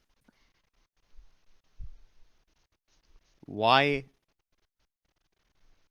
House of the Dragon and Arcane, but especially House of Dragon, are quite good compared to the media that you have brought up as potentially good. So She-Hulk and Captain Marvel and whatnot. I mean, we I already will did that also because insert. we already did that. They're more subtle.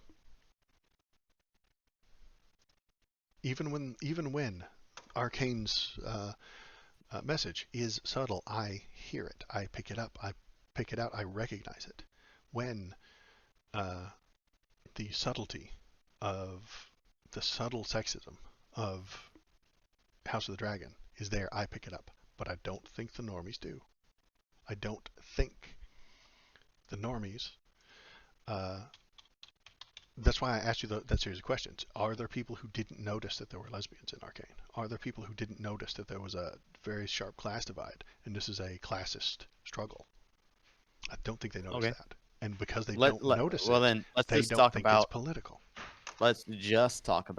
House of the Dragon then House of the Dragon and political. That's fine.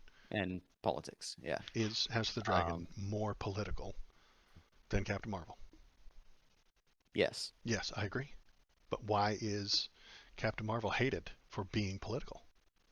Ham fisting. Ham fisting. That's it. I mean, we're done. That's all there is.